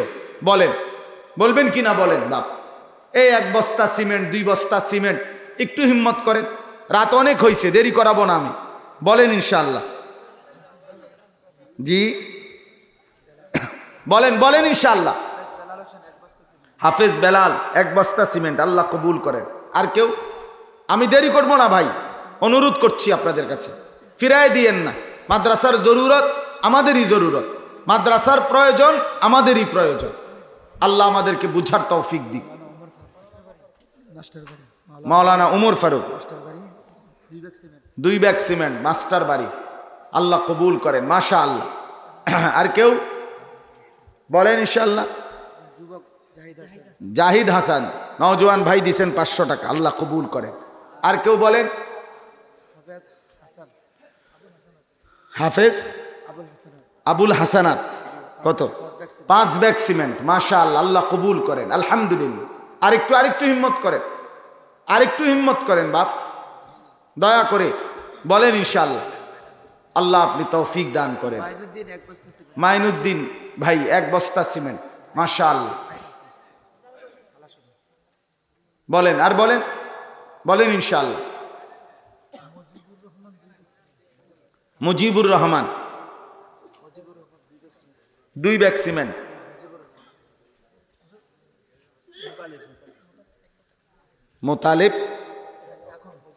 মোতালেব ভাই 1 বস্তা সিমেন্ট, আল্লাহ কবুল করেন। মাশাআল্লাহ। আর কেউ বলেন? মাশাআল্লাহ। আরেকটু বলেন। মকবুল হোসেন মিয়ার ছেলে হাফেজ নাজমুল ভাই 1 বস্তা সিমেন্ট, আল্লাহ কবুল করেন। মাশাআল্লাহ। বলেন ইনশাআল্লাহ। মনে মনে দুরূদ শরীফ পড়েন।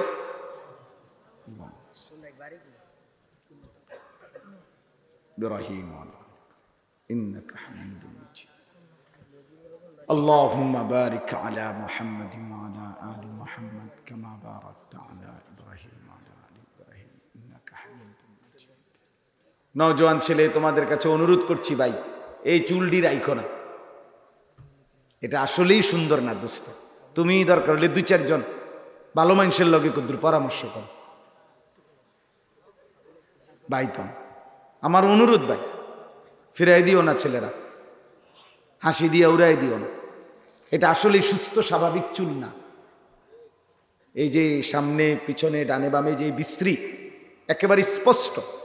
রাসূলুল্লাহ সাল্লাল্লাহু আলাইহি সাল্লাম, একেবারে আমার কাছে কিতাব আছে গাড়িতে, রিয়াজুস সালিহিন কিতাবে আছে, নবী সাল্লাল্লাহু আলাইহি সাল্লাম এক ছেলেকে দেখছেন নবীজির জামানা, একেবারে স্পষ্ট হাদিস।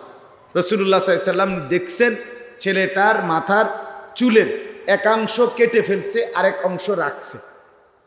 হ্যাঁ, কাদ হুলিকা বাদু রাসিহি ওয়া তুরিকা বাদু, কিছু অংশ চুল কাটছে, কাটা একদম, আর কিছু অংশ রাখা।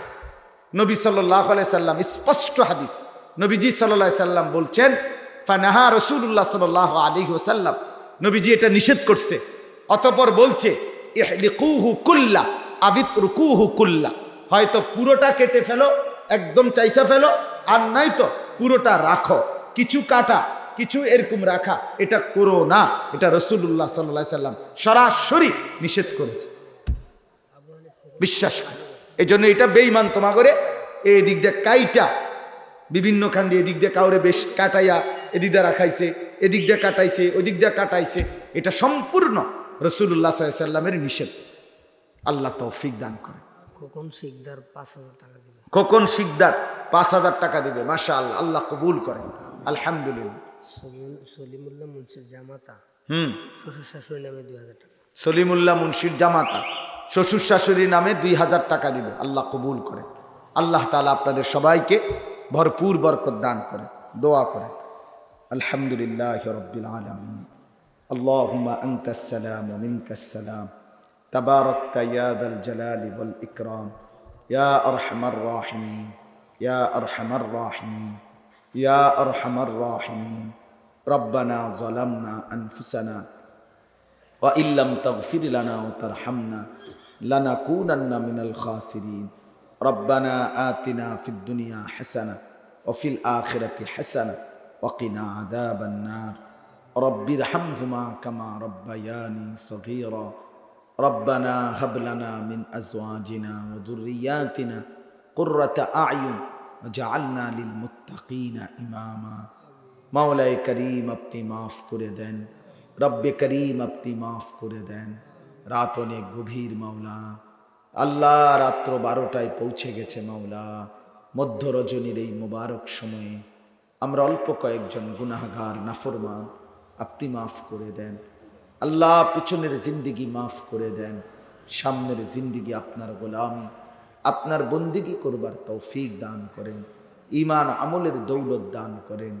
সেজদাওয়ালা কপাল বানিয়ে দেন, কাঁদিনেওয়ালা চোখ বানিয়ে দেন, জিকিরওয়ালা জবান বানিয়ে দেন, মোহাব্বতওয়ালা দিল বানিয়ে দেন, বন্দিগিওয়ালা জিন্দিগি বানিয়ে দেন।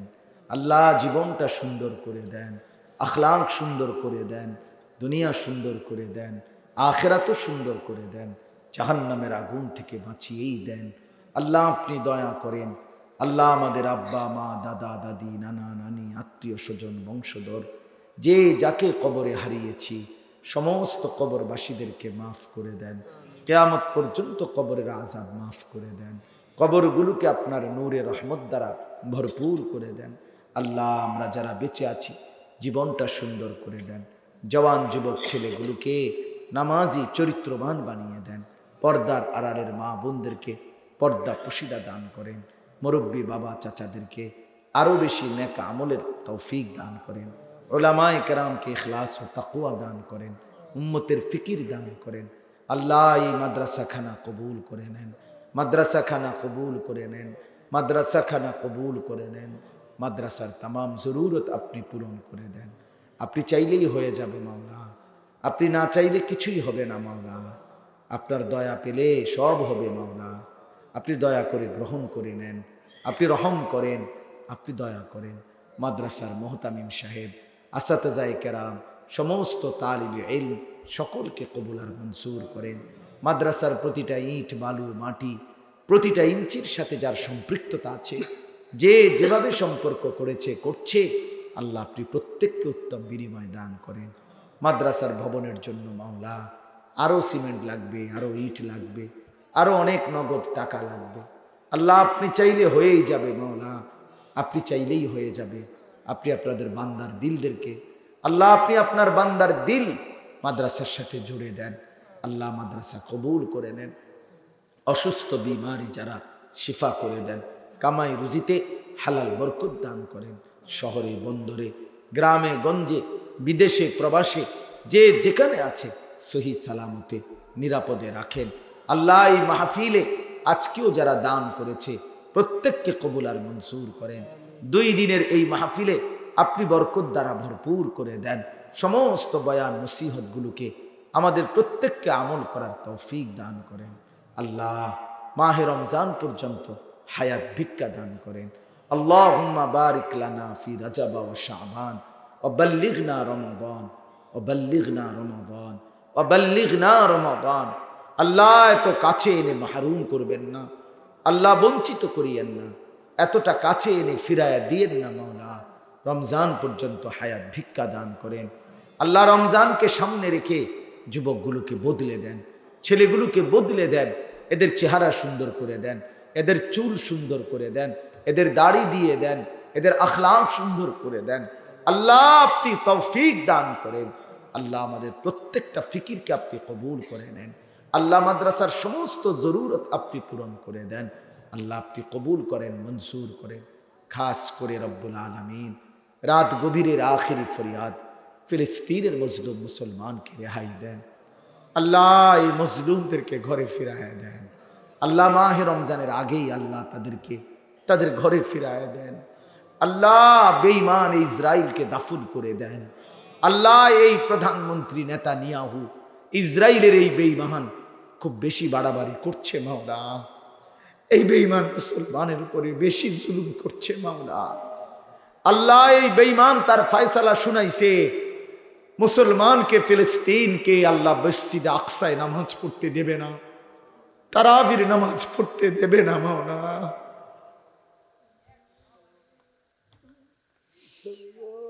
আল্লাহ এই বেঈমান তার ফয়সালা শুনাইছে, আপনি আপনার ফয়সালা শুনান মাওলা।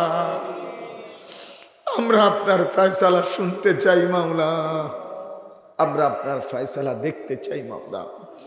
আল্লাহ আপনি এই নেতানিয়াহুকে দাফন করে দেন আল্লাহ। এই বেঈমানকে আপনি দাফন করে দেন আল্লাহ। আমার কিবলা আমারে ফিরায়া দেন, আমার মজলুম ভাইদেরকে ফিরায়া দেন আল্লাহ। মসজিদ আকসা আমাদের কিবলা মাওলা, আপনি দয়া করেন মাওলা, আপনি দয়া করেন, আপনি দয়া করেন, আপনি দয়া করেন, আপনি রহম করেন, আপনি রহম করেন। রব্বির হামহুমা কামা রব্বায়ানি সগীরা। সুবহানা রাব্বিকা রব্বিল ইজ্জাতি আম্মা ইয়াসিফুন ওয়া সালামুন আলাল মুরসালিন আলহামদুলিল্লাহি রাব্বিল আলামিন। আগামী কালকে আমার শায়েখ আল্লামা মুফতি মুশতাকুন নবী কাসিমি হযরতের যেই মাদ্রাসা